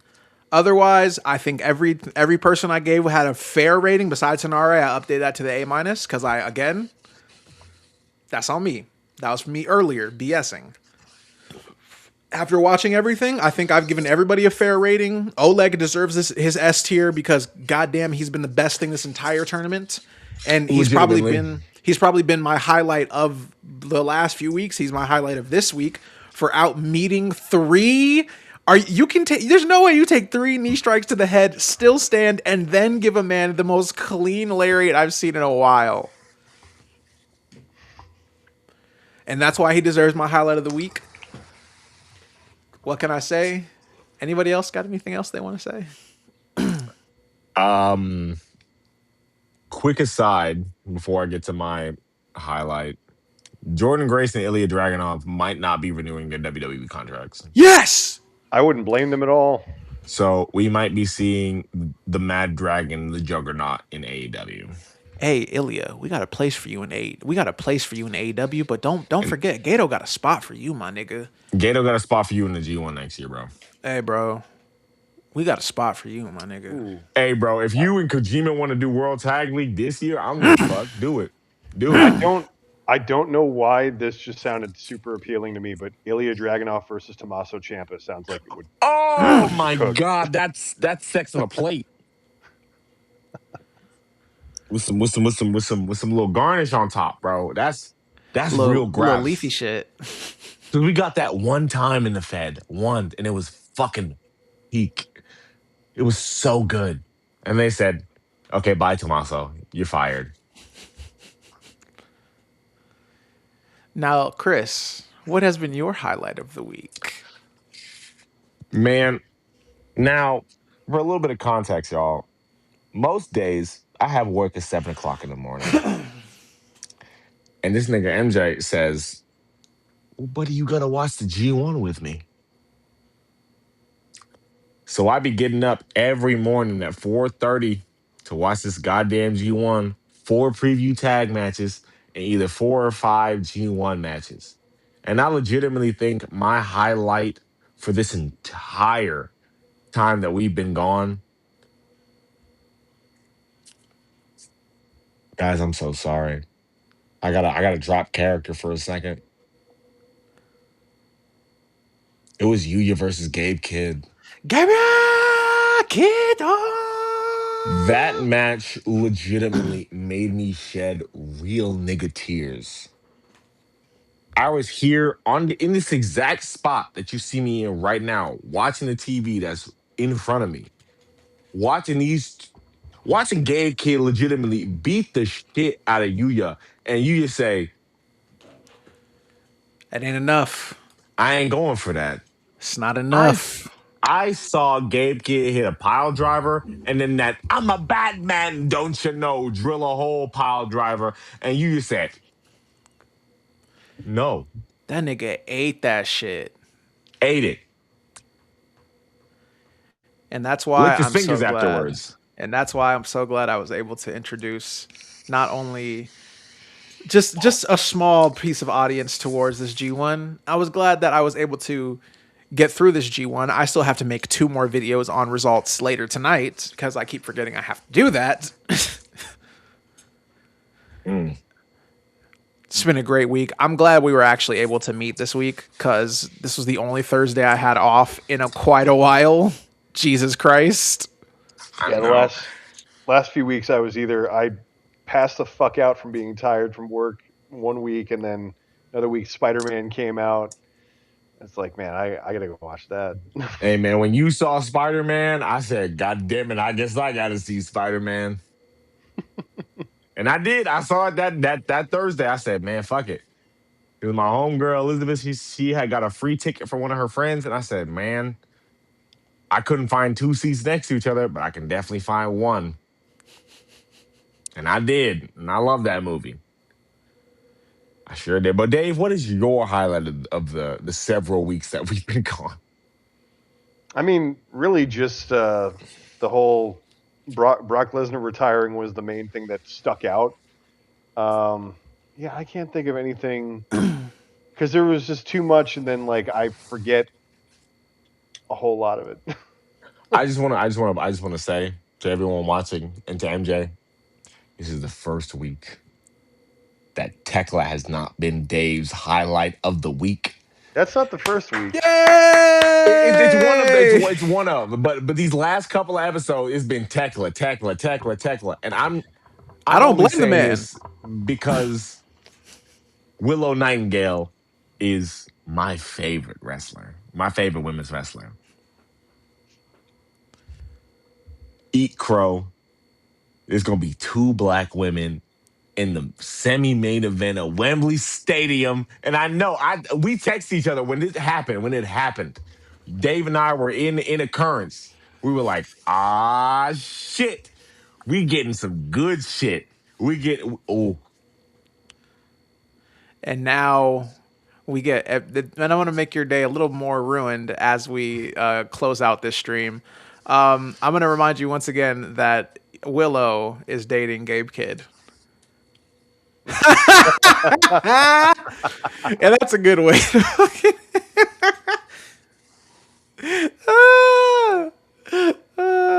Dave, hurry up and end it before he kills me. It's a sandbox.